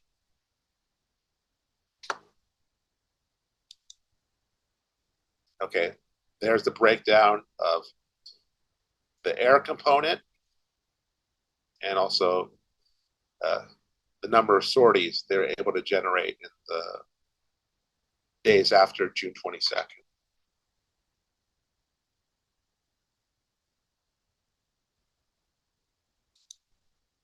All right. Oh, yeah. So their second Baltic front, which again is the other part, which is in northern sector, well, opposite Army Group North. So again, we won't go into any details, but again, this kind of gives you here you can see here again, it's 1st Shock Army. That's the big force. Again, you know, although the 2-3 other armies here are also decently large. Also see again, they also have not attached not just a tank corps, but also a cavalry corps. And again, you can see the attachments again. So by this point in the war, again, every Soviet front has these kind of large numbers of attachments, and, you know, but again, then also attachments down at the army level. Okay, so let's go to 3rd Belarusian. But first, let me go to the next. That's this next map, and I'm gonna have to rotate it. You can see it right. So this is the next sector, 3rd Belarusian front. So again, it has the largest tank formation in the whole Bagration operation, which is 5th Guards Tank Corps of 2 tank corps. Okay, again, 𝐁𝐚𝐠𝐫𝐚𝐭𝢢𝐨𝐧 is the commander. Again, he's Jewish. Oh, Ralph, you had another question? Yes, thank you.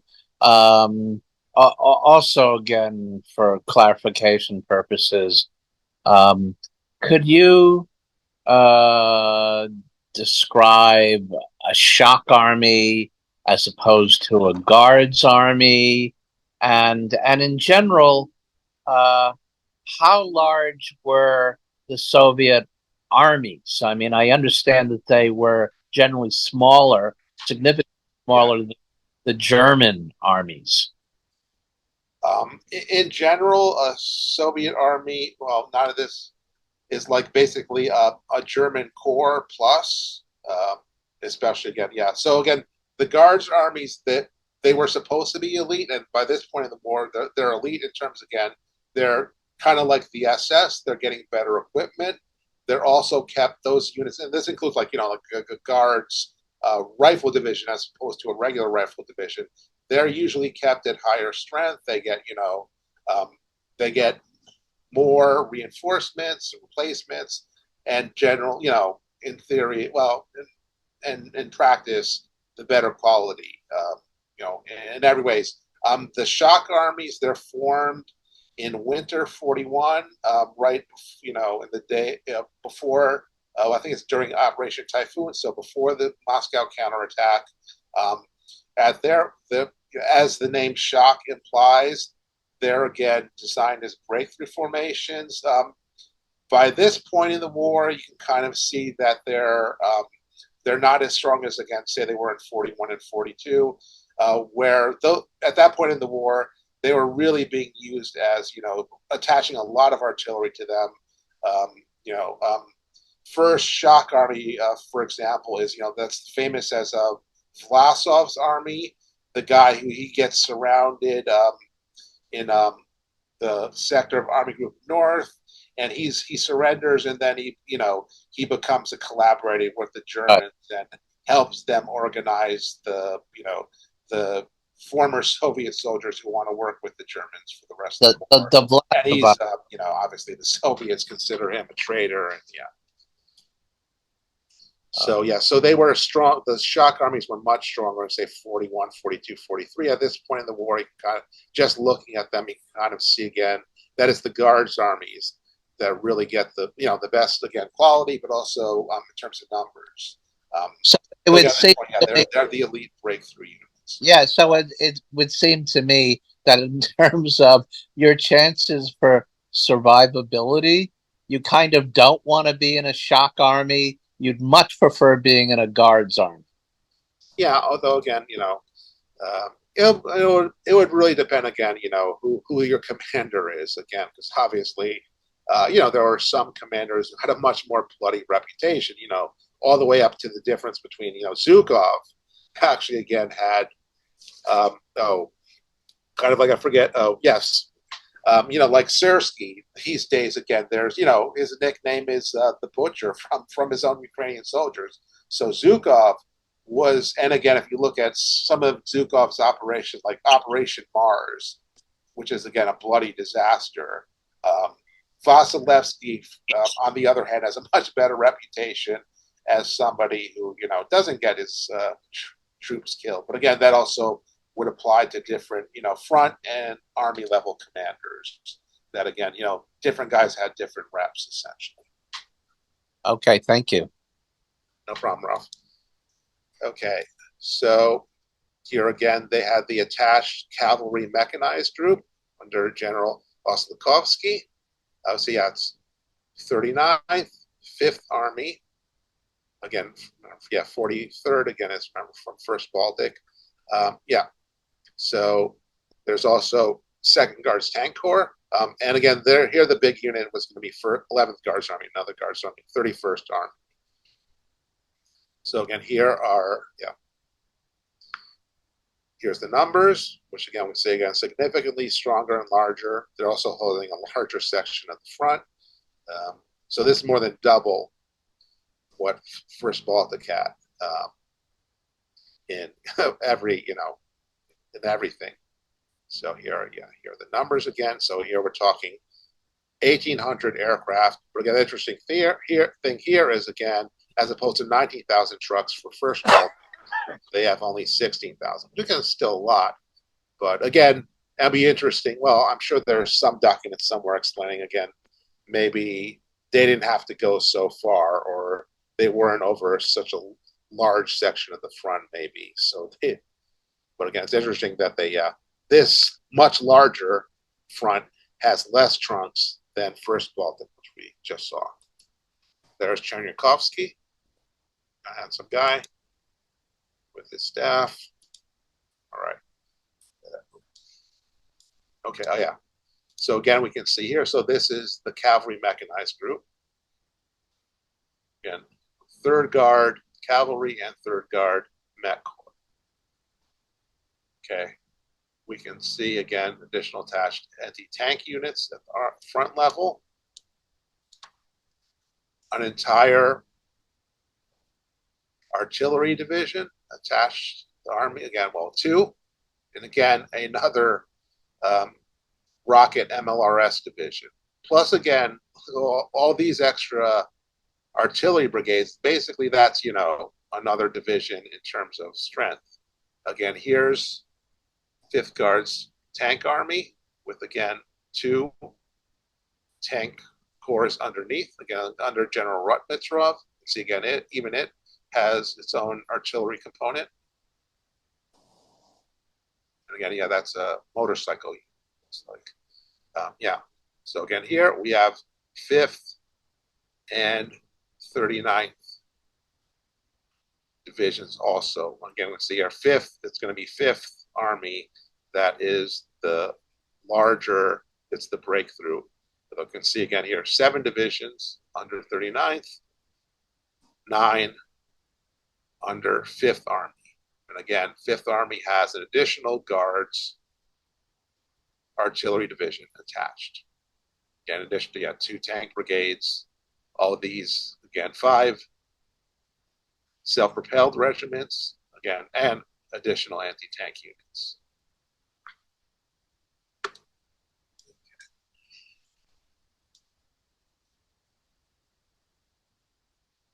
So here's, actually, I think maybe it's the next now. Let's see.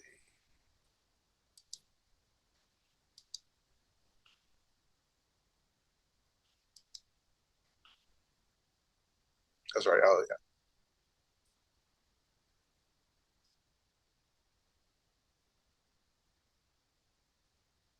Oh, yeah. Sorry. Oh, yeah. Sorry. It actually is the plasma map. Let's rotate it again.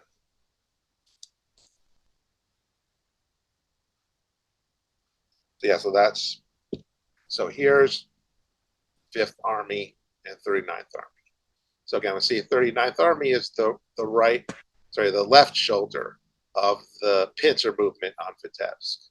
So we can see 84th Rifle Corps. We can see again, they have just on kind of the eastern most side of Vitebsk, they just have a single division holding that. So again, how they're going to concentrate their forces to break through further south. So here, yeah, so that's 84th Rifle Corps here. So yes, that's 158th Rifle Division again. The east, 100, I think that's, yeah, 164th, 262nd. Line. So we can see again, these guys, these are echelon. Again, you can see again, very narrow sector that they're going to punch through. Again, here again, they're directed against, it's basically 2 rifle corps directed against just 197th Division, although again, there's the 95th Infantry Division in reserve behind them. So, and again, 299th to the east. So here, yeah, so here's 5th Guards Rifle Corps. Again, we'll see has 3 divisions on the line and 1 in reserve. So that's 39th Army. Against, again, yeah, the southern shoulder of Vitebsk. So next to them, we have 5th Army, which again has, yeah. So again, here we have, yeah, 2 divisions. That's right. From 72nd Rifle Corps, we have 2 divisions on the line, 1 in reserve. And here again, oh yeah, and here's, so yeah, that's 3rd Guard Cavalry Corps. So, and 3rd Guard Met Corps. So again, that is the Oslikovsky Cavalry Mechanized Group, which again is the maneuver unit, obviously, for that part of the front. Okay, so yeah, 2 on the line, 1 back. And again, further division behind, as you know, 45th Rifle Corps, that's 1 on the line, 1 back. And let's see, that would be, oh yeah, that's 144th.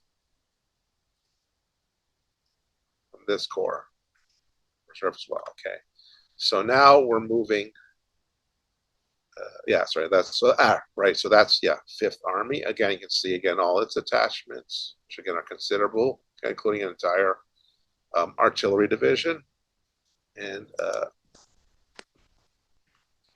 okay, here, this is one of the charts Jim and I found in these new books we found. Again, these are all post 2000 Russian books on Bagration. So here, yeah. So here's the artillery breakdown for, yeah. So that's, yeah, 4th. Oh, and actually, wait, that's 1st Baltic. So actually, that should be up here. Yeah. So you can see, yeah. So 4th Shock, remember 6th Guards Army, 43rd Army. Again, this is the total. So here again, we're talking 203 millimeter howitzers. That's Pushka, which means gun. So these are 152 millimeter guns, and that's, yeah. Oh, sorry, I just translated on my phone. Gaubitsa. Gaubitsa is howitzer. Again, you know, these are artillery guns that can fire at a high angle. So again, these are 152 millimeter howitzers, and these are 152 millimeter gun howitzers. So we can see again a lot of, particularly again, 102 millimeter howitzers and 100. Oh, Jim. Oh wait, Jim, you had something to say? I'll wait. Okay. All right. So yeah. So this is the breakdown by army. This is artillery attached at the front level. Again, remember, these had, this front had several artillery divisions as part of it. So you can see again, that's how you get to 441 120 millimeter howitzers. Again, this is 76 millimeter gun howitzer. 45 millimeter, 57 millimeter. See again, only 43rd Army for some reason has the 57. See, of course, again, the largest quantity is in, again, 122 millimeter and 45 millimeter guns, which again, decent number of 76 again as well. Again, especially if you add both these different types. And Jim, did you want to jump in now, or should I keep going? Keep going. Okay. So here, the similar chart for 3rd Belarusian Front. So again, we have 5th Army, 11th Guards, 31st Army, 39th, and the totals. So again, these are obviously total strength. Again, they don't have the numbers for 31st Army for some, at least. I think these are frontline versus, the total Army strength. So here again is also, we also have the artillery strength again. Remember those, 152, 203, and here's 122 millimeters. So so that's going to be gun and then gun howitzer, I believe. Sorry, no, howitzer. So again, 76, 45, 57 millimeter. So, and here again, this is probably gun and then howitzer. So again, you can see, we compare this to what we saw first Baltic. Actually interesting, it looks like they have fewer guns.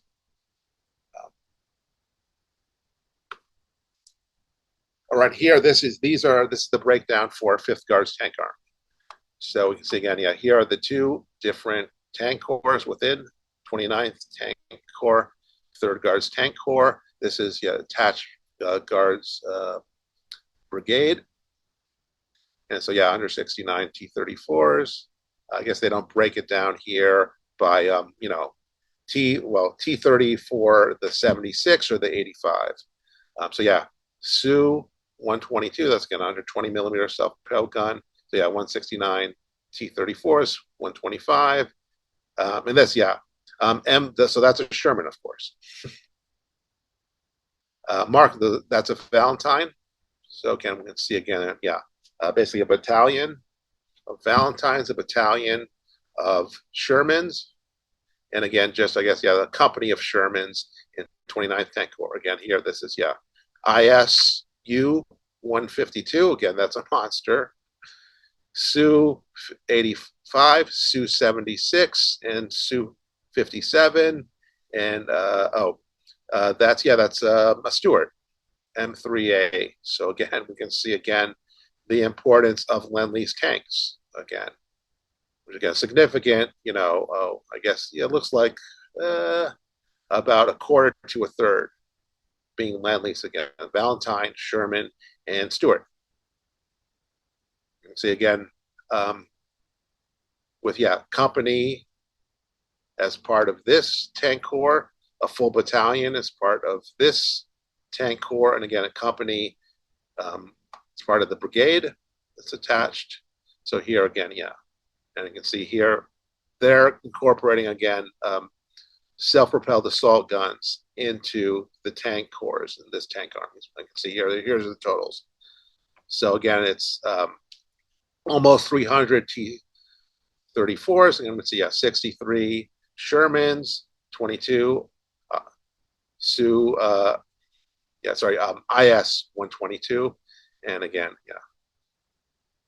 So here, the other self-propelled guns, again here, 13 Stuarts as part of this brigade. Okay, and here, well, we found this more detailed map again, showing again the concentration. Again, we won't go into a lot of detail, but just gives you a sense again of how, if we go down to the, so again, this is the sector to the east and south of Vitebsk as part of, yeah, 3rd Belarusian. So you can see again, yeah, division here, and again, this is, yeah, 2 divisions here, and again, actually no, 3, I think, yeah, it's 3 down here, and again, another division behind them. So again, here, these are the German, oh, and this again is the penetration operations, the advance through June 23rd through the lines. That's how far they got. You can see again, they're partly, they partly cut off Vitebsk from the south again here, just by the, D+1 essentially. Hey, Alex, is there Yeah. any way you could expand that map to full yeah, full screen? I can, sure. See how. So yeah, so again here, yeah. So again, that's obviously a battalion, and these are obviously, yeah, that's tanks attached at, yeah. That's again the Soviet, yeah. These kind of diamonds with a line between them. These are tank, or well, sometimes mechanized units, but yeah, tank. I should add, we have maps up the wazoo. Yeah. Of every day. This is just, that's day 2. We've got maps up the wazoo, going through these operations in detail, which we'll get to down the road.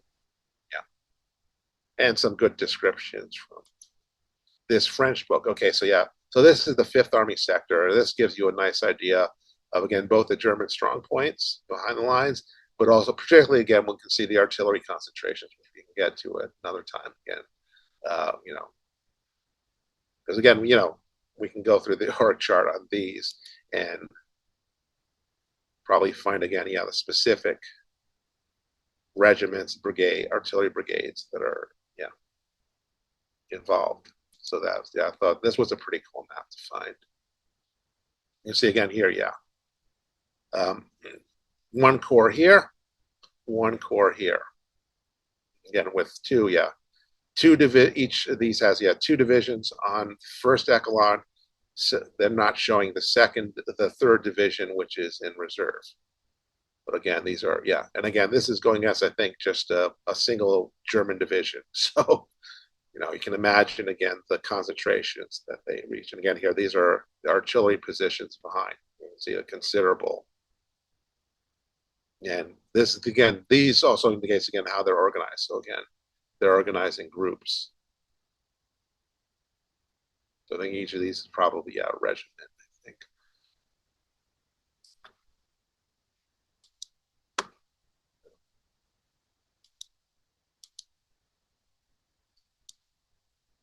Okay, sorry.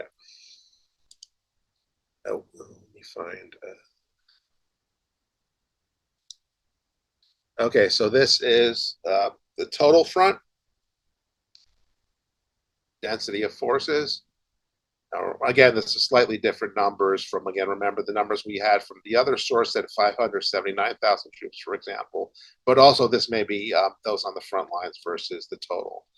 So yeah, so here, so here's the German constant. So again, here, again, we're talking 10 kilometers per German division, 4 kilometers. So you can see, again, it's getting, this is much narrower sectors per division. Yeah, Jim, your hand's still raised. So did you have something you wanted to add? Or, okay, this is just a mistake. Okay, so here again, 33 Soviet divisions versus 13 German in this case. So here's again, yeah, combat personnel, machine guns, mortars, anti-tank, field guns, MLRS, tanks, aircraft. So see again,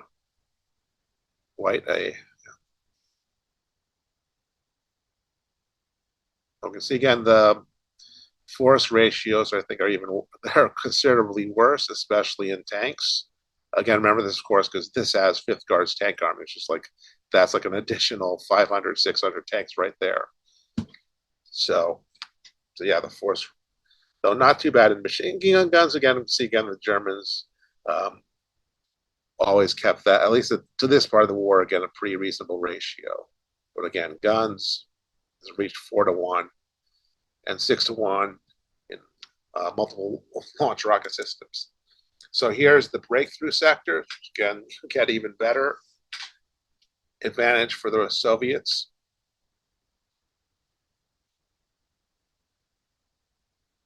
So again, here, this is, 1 division, 3 battalions for the Germans versus 6 Soviet divisions. So, and here are the numbers, ratios.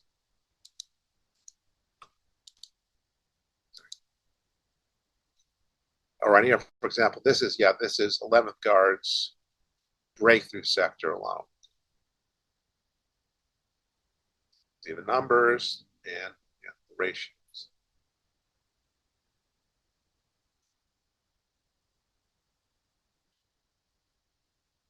All right, there's again General Metrov, who's the 5th Guards Tank Army commander, who's going to be relieved for his poor performance in this operation. Let's see. All right, okay, and here this is so this is showing the 11th Guards sector. As we said, this is the biggest army. See again, oh yes, that's 5th Army to its north. And you can see again, basically, Corps.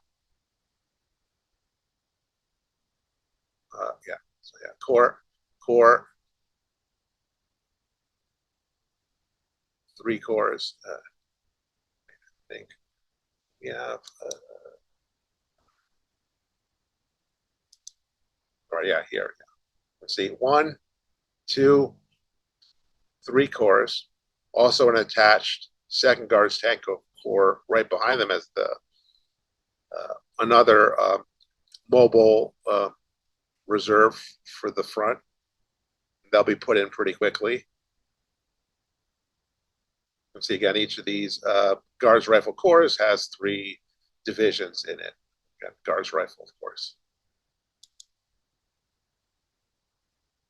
You see, I think typically I went through this, wrote this down somewhere. It's there. It's 11th Guards Rifle Division, and then 31st Guards Rifle Division in the first line. Behind them, behind them, 1st Guards Rifle Division. Okay, then to the south, we have 8th Guards Rifle Corps, which again, that basically stacks up divisions behind each other. You can see again a very small front. So it's 26th Guards in the first line, then 5th Guards Rifle Division, and behind it, 83rd Guards Rifle Division. Let's see here, this is 26th Tank Brigade, which is part of 2nd Guards Tank Corps behind them. So so that is, so that sector is 18th Guards, 36th Guards Rifle Corps. That has, again, 84th Guards Rifle Division on the front line, then to its south, 16th Guards Rifle Division, behind them in reserve, 18th Guards Rifle Division. So again, you can see again, this army has been deployed basically 2 up, 1 back with its infantry, and again, here and further back, they have a Guards Tank Corps ready, and again here to its south, 31st Army, which is so here's again 5th Army, which we've already gone into, but you can see also all of its attached units.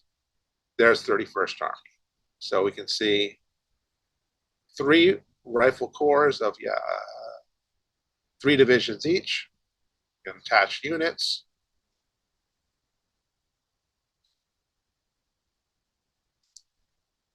And then, yeah, then 39th. Further, yeah, I think gets us to the next map. Yeah.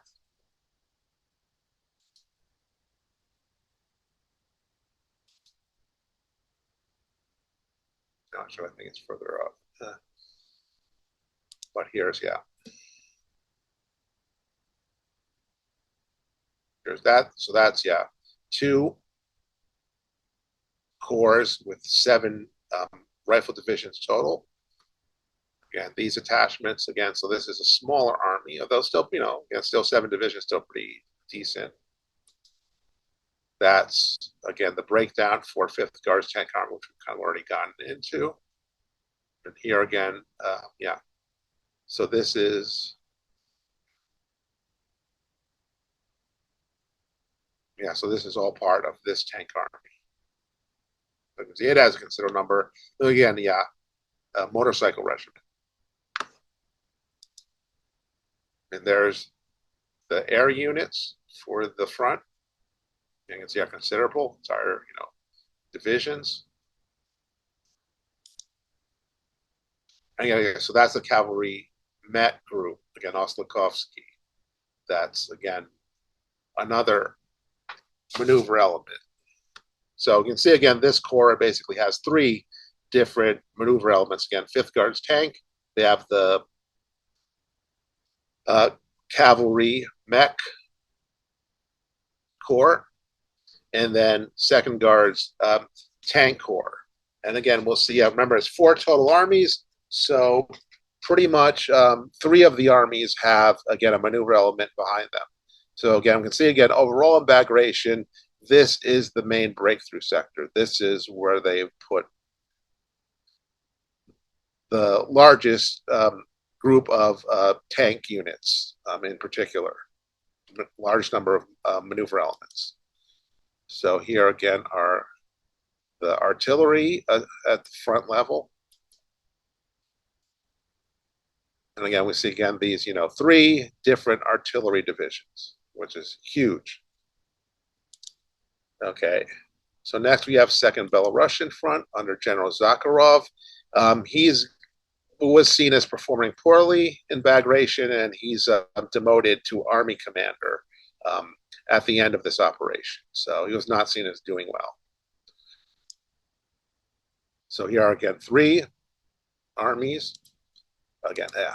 So 33rd, 49th, 50th. We'll go into its breakdown. So here's the strength. Again, that's really interesting. So this has almost a third of the number of trucks that we saw with First Baltic Front. And again, I don't know if these are just, you know, maybe I don't know why that's number so low compared to the other 2s. The other 2, maybe again, the terrain is easier here for moving and they didn't need that many trucks. But I haven't seen anything again on, you know, the whys and why again, you know, First Baltic again has the most trucks, then 3rd Belarusian less so, and again here 2nd Belarusian really has, you know, again a much smaller number of trucks. Although again, see again, this has, well, not of course certainly as many. Again, remember, 3rd Belarusian had a little under 2,000 tanks. So we can see again, this has a much smaller mechanized component. But still, again, you know, large number, though, you know, less than 1/3 of artillery, etc. So there's Zakharov. Again, we have the density of the opposing forces over the whole front, force ratios. We can see here there's a comparison to other fronts. The Soviet air advantage is less. Again, it's not even 2 to 1. Where again we saw, you know, like 6 to 1, I think is, or between 5 and 6 to 1 in 3rd Belarusian, which again. So here are the breakthrough sectors and the ratios, and so we can see here again, yeah, about a 4 kilometer per division, so much better than other German sectors. But still, again, then we go look at the Soviets again. They're moving on they're putting their divisions on like a very narrow, a little over 1 kilometer front for each of them. And again, here are the, yeah.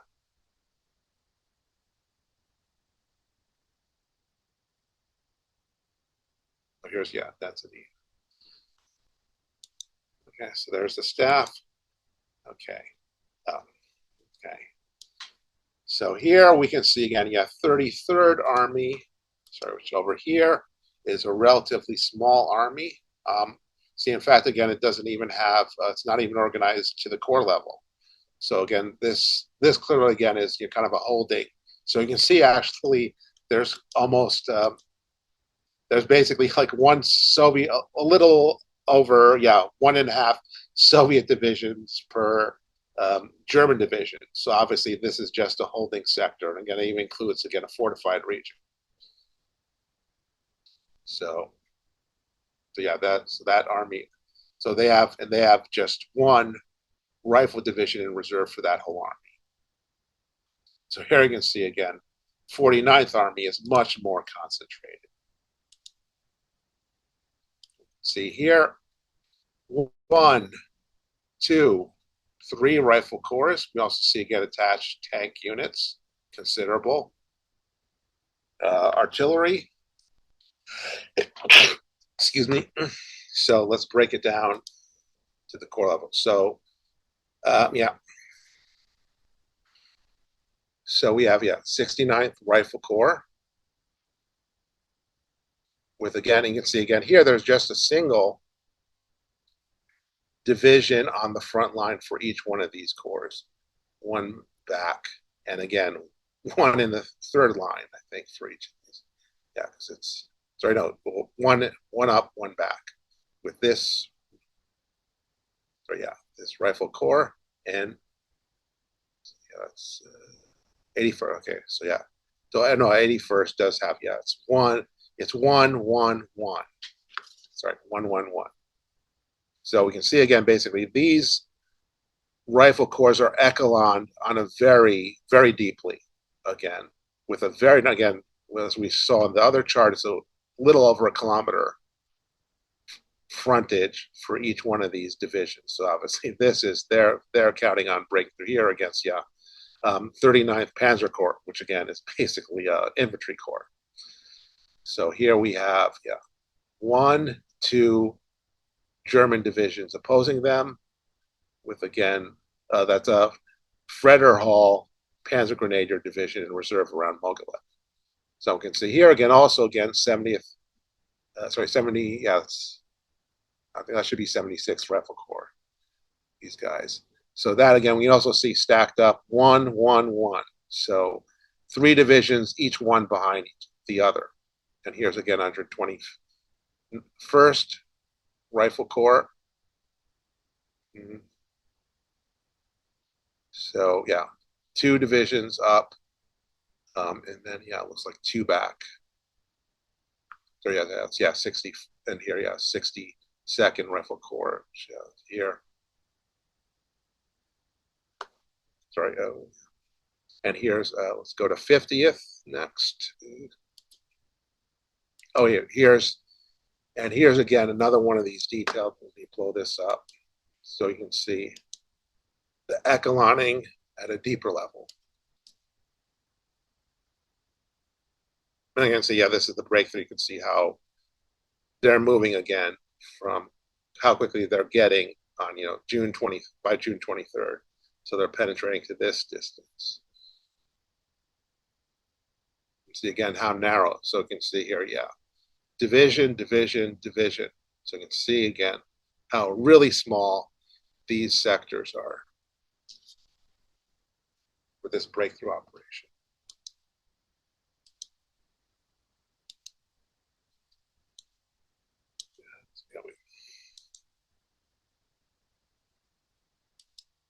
Now here's 50th Army. These guys. So you can see again here, it's spread over a much larger area. So, okay, so we can see 3 rifle corps as part of this army. 38th, 19th. I think there's one more.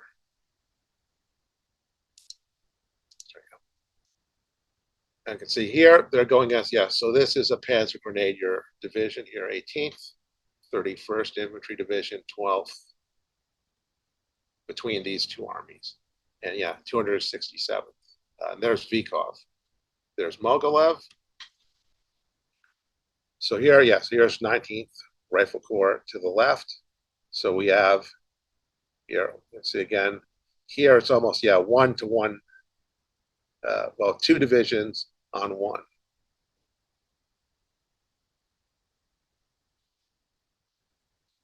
So yeah, so this is 38th Rifle Corps sector. So yeah, two up, one back of those. I guess these divisions are being moved.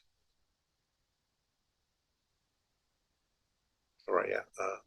Oh yeah, so that's actually, yeah. So that's actually, yeah. You can see here, 121st Rifle Corps is moving up to reinforce. And maybe it's, I'm not sure if they attached it at this point, but obviously they're being moved behind 49th Army. So you can see again for that part of Second Belarusian Front, this is obviously clearly the breakthrough focus.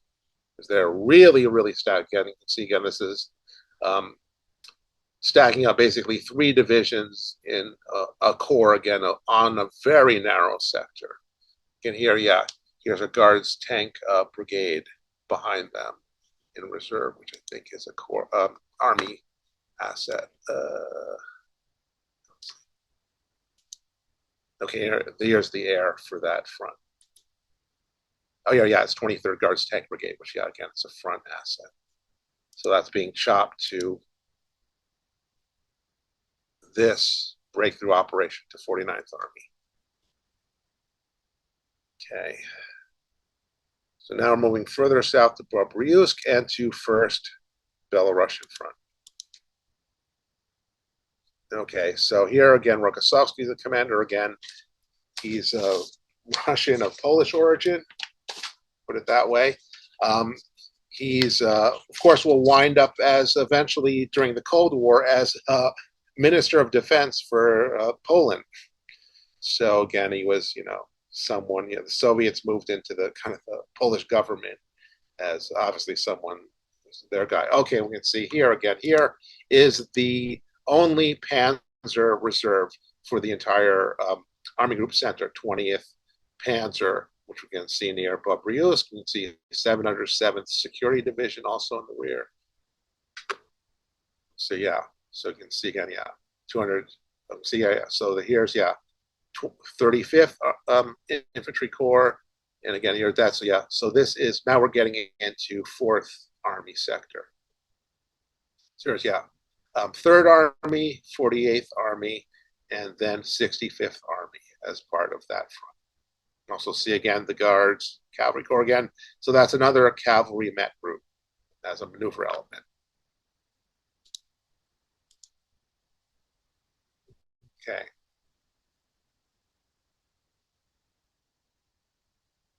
Okay, well, no, so that's the left wing. That's not the guys. We're right here. This is the guys we're going to be looking at today. So yeah, 3rd, 48th Army, again, also attached 9th Tank Corps, and again, the Pliev Cavalry Mechanized Group. And here again, well, the first Belarusian was huge. Again, it was over a million men. So here again, similar, obviously with such a large front, you're going to need a lot of trucks. So again here, but again, it's interesting here that again, yeah, basically this is still less than the number of trucks we saw for First Baltic Corps. So again, I haven't seen any sources why, but again, I'd be interested if somehow we could figure out again why that front has so many trucks as opposed to again these other fronts that have much less, even when they have a larger force. That's just So here again, they had a considerable number of tanks, 880. See, assault guns, anti-tank, artillery, mortars, MLRS. It's aircraft again, over 2,000. There's Rokossovsky. Okay, here again, this sector, the Pripyat marshes extend over part of it. And there are, of course, a number of rivers they're also going to have to cross. So here is the attached river crossing element for each of these armies. And you can see again, so it's the northernmost 3rd and 48th that have the largest boat and river crossing contingent. See how it breaks, yeah. And I think some of these were Lend-Lease equipment. Forget the details on that. Here again, we have so here again, the Germans, each German division is on even a longer front, 17 kilometers, with 6 for the Russian equivalent. Again, we can see the ratios and the density for both.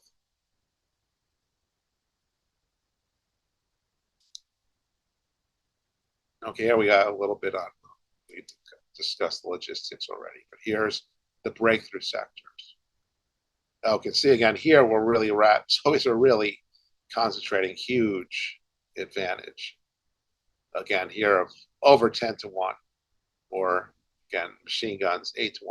So here they really managed to overwhelm the Germans, ratio-wise. And here's again, this is see Parici. So that would be, I think, some around here. So we can see again here how they're again narrow the frontage is and how they're stacked up again. Again, even tank corps right behind, ready to put into snap breakthrough. So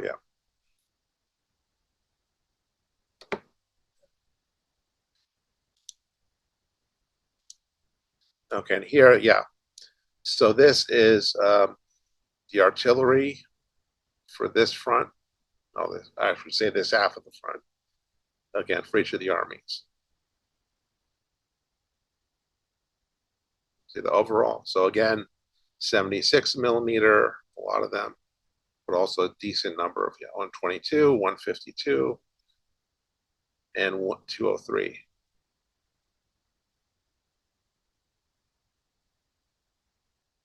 So then, so this is each army, and again, I think these are army level assets. So for some reason, they haven't totaled it all up in this chart. Okay, and we'll finish this pretty soon. So, so there's Third Army. Let's see again. Again, they're focusing on these sectors, obviously. So that's 35th, Guards Rifle, which I guess, this indicates they're actually Guard Rifle Corps for some reason. This has them as just regular rifle corps. So 35th and 41st. Again, you also see a 9th Tank Corps as a maneuver element behind. And again, these obviously are just holding sections. So, we have, 2 divisions up, 1 back in reserve for this whole breakthrough sector. So again, pretty concentrated. And again, this is all going against a single. So this is 1, 2, 3, 4 Soviet rifle divisions, are smaller against not the entire 34th Infantry Division. So that was probably, again, might have been one of those sectors where Jim was saying like there was like a 9-1. Russian advantage in units. So here again, we have 48th Army. Oh, here again, here's that 9th Tank Corps. So here's, I think these are front ends. Okay, so that's, wait, no, 28th Army. Oh, here, 48th Army, so here.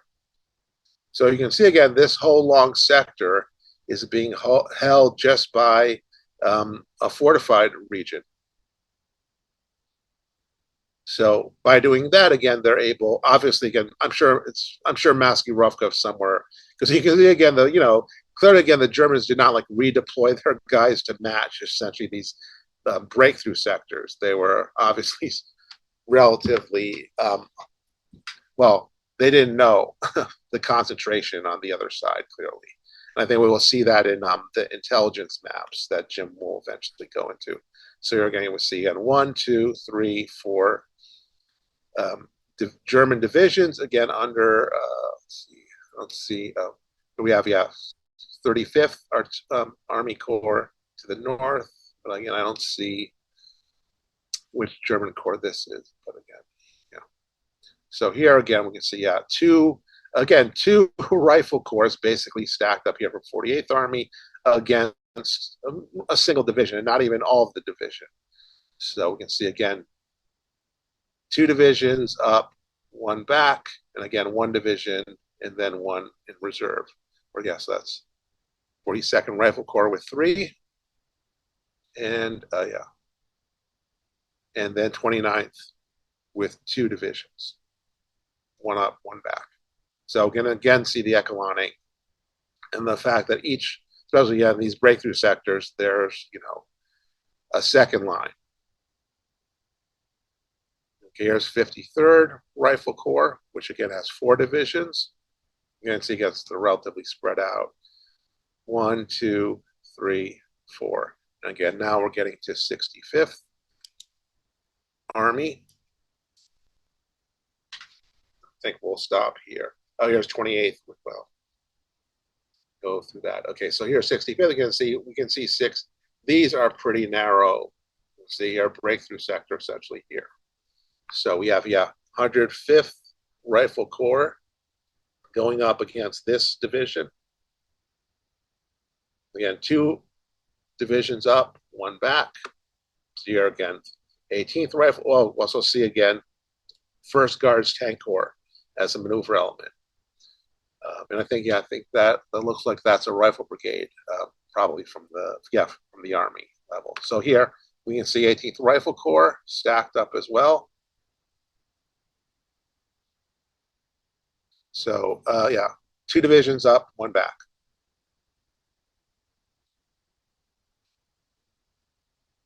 And you also see again, a mechanized corps as well.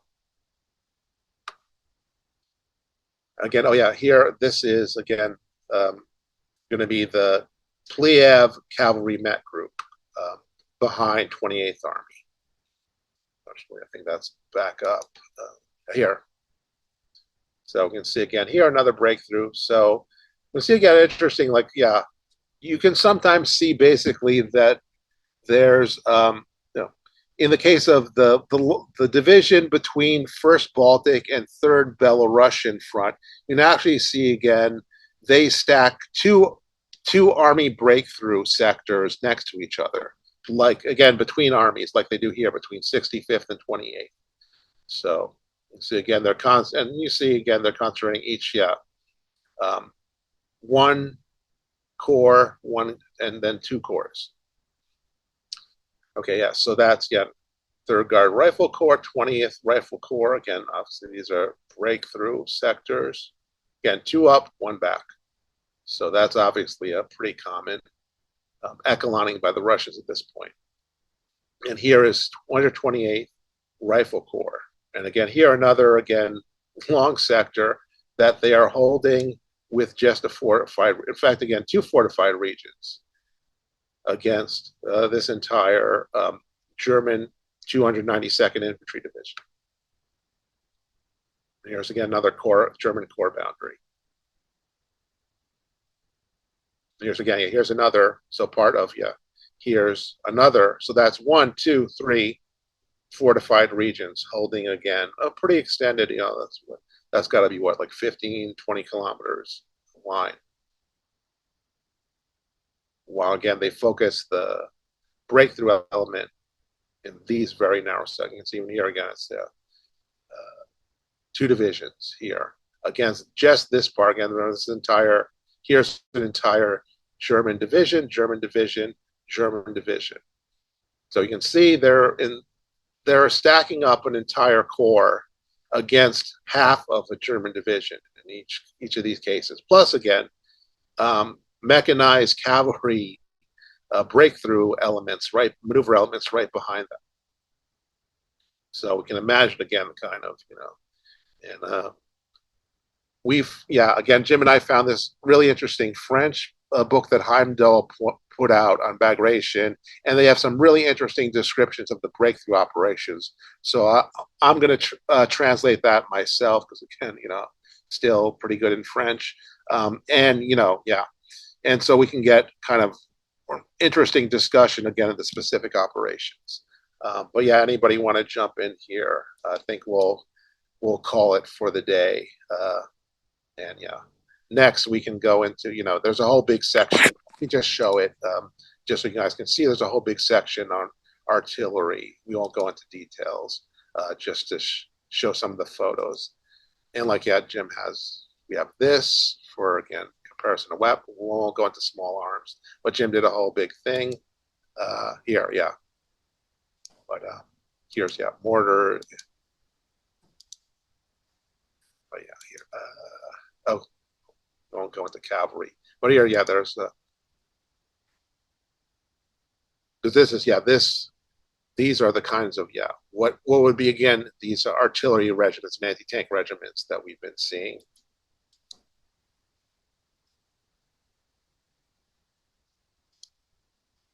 So here's one. These are one of the 76 millimeter guns we were talking about. Again, the artillery divisions, again, this is how they were organized. These are, again, the evolution of the strength of each one of these.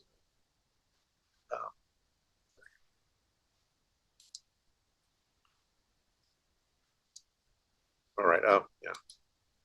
So here, these are the 203 millimeter, 152 millimeter gun howitzers. Here are some technical data. Katyushas, but here's some details on the technical details on Katyusha. So that's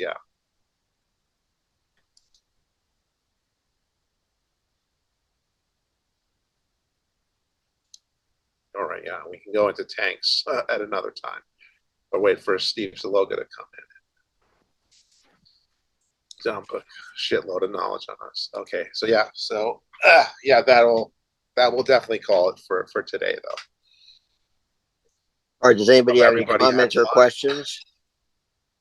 Yeah, this question is more for you, Jim, because Alex covered the Soviet side. So we know that the Germans have basically no air cover, that they can't really see anything. What kind of patrolling are they doing? Are they doing any substantial patrolling? Because they must be hearing large amounts of noise coming from the Soviet side with all this stuff being moved into position. Right. That's a good question. What's clear in looking at the information we've derived, that's why we wanted to do 2 sessions on the strategic deception aspects of this, is that starting, for example, there's one slip where they say that Marshals, I think Chernyavsky is near the front line. So there's not perfect radio silence. And then there's a mistake in deploying in Zakharov's sectors. They weren't camouflaging the artillery well enough. So down at the Army and Corps and Division intelligence levels, and probably down to regimental level, battalion level, they were beginning to sense the disposition and growing concentration of troops opposite them. What's interesting is at the higher levels, they're interpreting that information as basically that this is going to be a feint attack, that the main attack is going to come in that sector and army group with Ukraine. Now, the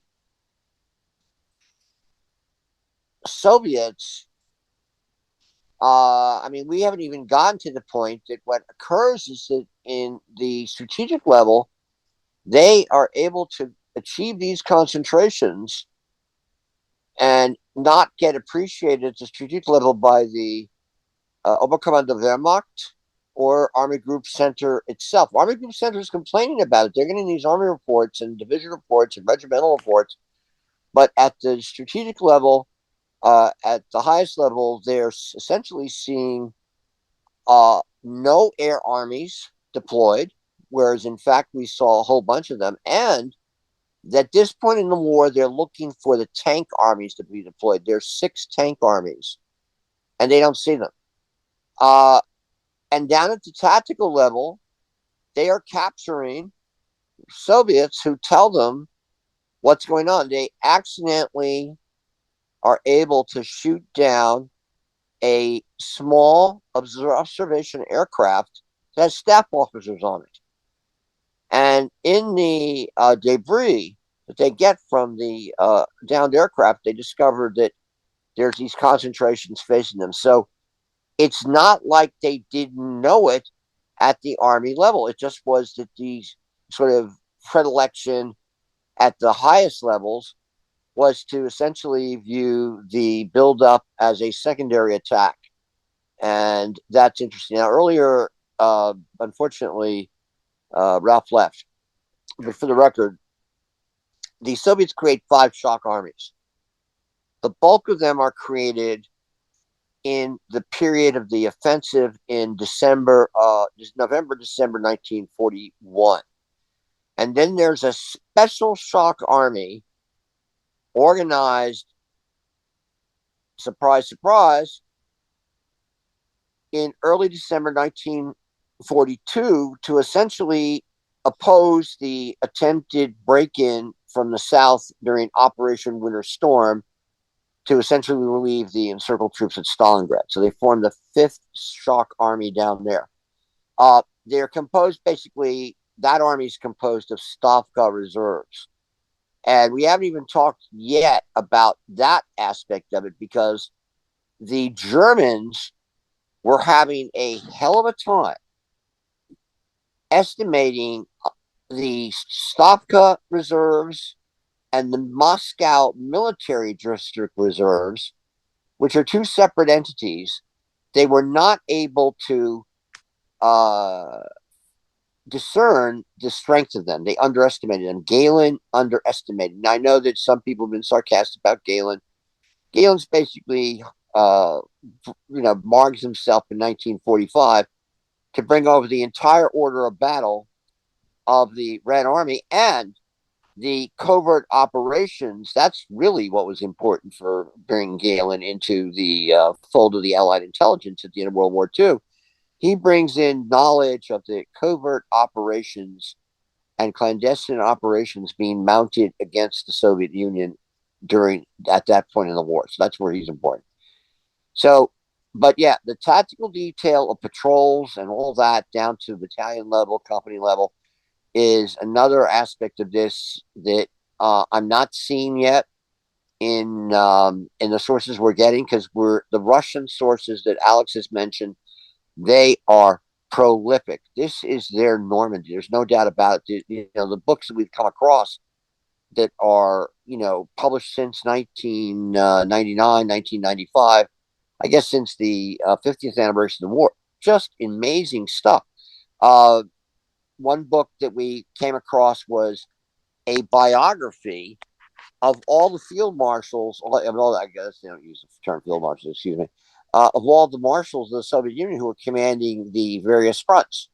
Zakharov, Chernovsky, Bagramian, and Rossosovsky.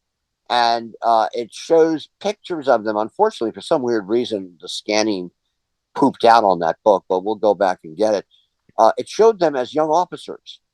And Rokossovsky, of course, it showed us the Tsarist army. It showed Rokossovsky in the Tsarist army.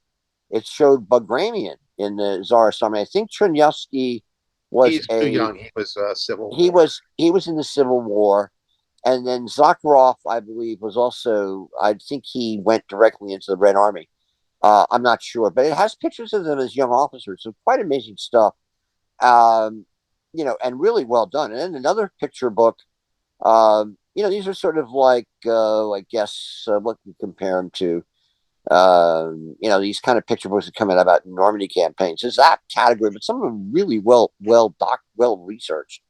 So that's the kind of stuff we're coming across. The partisan whole war book on the air. That's really great. The air book we got, that's quite interesting. Ilya Grinberg is going to talk about that in September. We're going to let him talk about the air operations in September, so he'll come in there with a lot more expertise than us. Steve, it's fine. Whenever Steve comes in here, I mean, I'm not going to wait for Steve, but we'll sort of get up to snuff on the armor issues ourselves. Steve, of course, we'll let him, say whatever the hell he wants when he comes in. But all this is interesting stuff. It's, the knowledge of what's going on tactically, how they're finding out about who's doing what opposite them is a really interesting question. And that's why I wanted to devote 2 sessions to that in and of itself, because boy, it just gives you it just raises lots of questions. Thanks. So, any questions, Hal? Any comments? Just one from your presentation, Jim. Yeah, thanks for the presentation, guys. Yeah, what are you gonna say, Hal? When you talked about Hitler minus the racism, I was always reminded of watching Rob Citino's presentations where he always said Hitler minus the racism isn't Hitler. Very true. Roberts, yeah, that's very true. Yeah. Very true. You can't take one without the other. It's not like you're watching You can't take the racism out of him. That.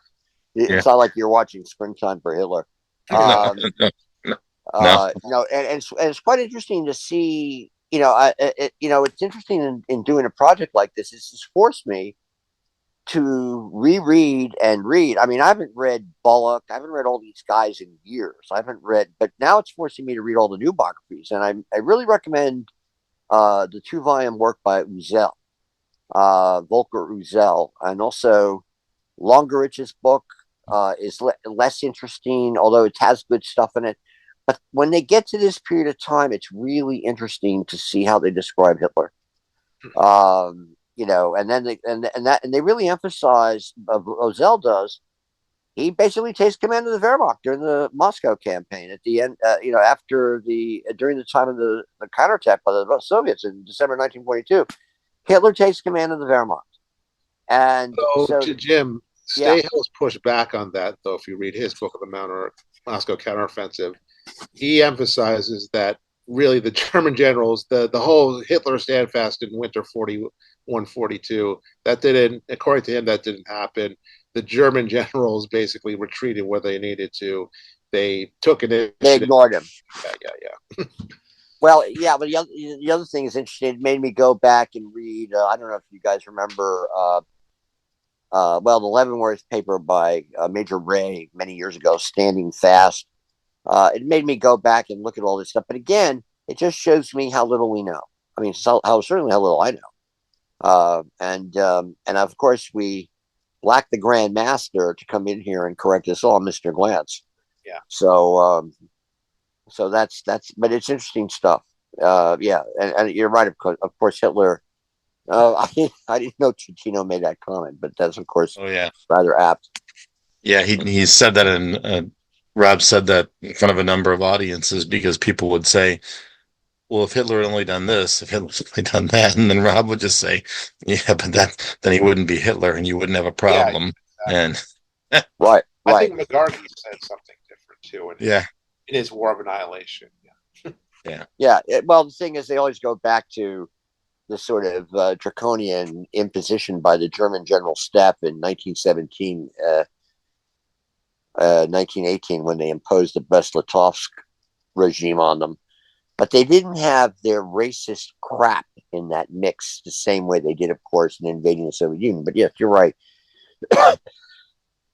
It's pretty clear the motivation of the Soviets was, what are we going to do? We're going to basically wait till these guys kill us? I mean, what are we going to do? We're going to die or fight. It's as simple as that. And that's what's extraordinary to read about this stuff, because you read all the other stuff that basically gives you this sense, and also the Soviets are getting better at their tactics. Their backs, but that blew my mind to see that they're actually training their replacements as well or better than the Germans in 1944. That was an eye opener. And the tank crews, I mean, remember, they're employing females as tank crews. I remember that was something that I think Steve brought that up once many years ago, or Glantz did. I think the first time we heard Glantz talk was about the Vistula Oder operation in 1984 in New York. And I think he brought that up. I think Steve in that event brought that up. He said, well, 10% of the tank crews were women. I said, oh, I didn't know that. So, you know, Now, it's just, Jim, yeah. Do we know for this? Are the Germans reducing the amount of training? You know, are they like, oh, we're instead of 6 months training, 4 months, or what do we know about that? We don't. We need to know more about that. We don't really know, and with exactitude. I mean, the guys. The guy who I'd really like to get a hold of is that guy Freiser. Oh Yeah, because I don't know where he is. I'm trying to figure out where he is. I did track Christer Bergstrom down. Oh, yeah, and I got him. I got to sort of track him again. We didn't have Rady here. Rady is sort of interesting because Rady would go on a 10-minute rant, telling basically all of us we don't know what we're talking about. So he always loses the hell out of me. But you know, I'll let Jack know about it. But yeah, you know, we're sort of, I think we're sort of getting into a better head about it. I mean, the difficult and more controversial thing is going to be how do we interweave all the stresses in the alliance vis-a-vis the United States, Britain, and the Soviet Union in World War II as they evolved from 42, 43, and into how they're envisioning the post-war period. What kind of world order are they thinking to create, and what are they doing? And it's sort of funny. I was looking at Wojciech Mosty's book, which I always liked, on Russia's. It's basically a history of Russian foreign policy during World War II. But then I'm beginning to see how dated that is. You know, Wojciech, I think, was teaching at Columbia when Steve. I didn't take him as a professor. Steve did when he was. I was taking a Chinese foreign policy class at the time. Oh. But Wojciech Mosty was there, and all those Cold War guys were there, like Brzezinski and Serwin Bial. All those guys, they were all like, you know, very anti-communist. His book was one of the few. I mean, I was in grad school from 88 to 95. His book was one of the few we had on Soviet foreign policy during World War II or the early Cold War. I mean, there just still weren't many books at that time. I think there's still a problem with what's there. I mean, Wojciech is. I mean, it's sort of good to look at it in retrospect, and I have been looking at it. I've been using it as a basis, as a jump-off point. But then I'm beginning to realize there's all these questions that Wojciech sort of he was sort of reflecting the counter revisionist history point of view in the mainstream in the academy in the 70s, 60s and 70s. People reacting to William Appleman Williams, Lefebvre, all those guys, Gardner, and all them, and I guess Jeffrey Roberts would be the equivalent of someone like Lloyd Gardner when it comes to talking about this period of time, which might be an interesting excuse for me to reach out to him and get him in to talk to us again about that. Then another guy would be Jonathan Haslam, who now is retired he's a fellow at Cambridge. I've asked him to come talk about this, and maybe I'll hit him up again because we're starting to get Brits. I mean, you know, it's too bad those Brits didn't come again, but I'm really hoping that they come because Dermot, it seems, did a dissertation on Operation what's the crossing of the Rhine in 1945 by the British. What's that? What was that? Not Venable. Veritable. Veritable. Yeah. And what was the name we gave our operation? The Ninth Army. The Ninth. Well, he asked me. I remember there's an Osprey on it. I think that was Patton who did that. No, it wasn't Patton. It was the Ninth Army that crossed. That was a big attack. Oh yeah. That was a big attack by who was the commander of the Ninth Army. But I said, interesting. I don't know anybody. The only person I said I didn't know anybody who did that. I think maybe The only person I thought who did an article about that was an S&T Balkowski did. I'll have to ask Al about that. It was Operation Plunder. Plunder, is that the name they get? Operation Varsity. Operation Varsity. I think that's when they dropped the airborne division across the. They deployed the 6th Airborne, and I think we land the 13th. One of those airborne divisions is dropped in there. One of the newer ones. But anyway, you know, those kind of guys would be interesting. Prit Botar also responded. He's working on a book on Army Group Center. Really? Okay. Yeah. So I invited him. I said, why don't you come, man? I mean, it'll be interesting, you know. But I guess he's in the middle of working it. But he emailed me right away. Good night, guys. Thanks, Al. Back to watching the Olympics.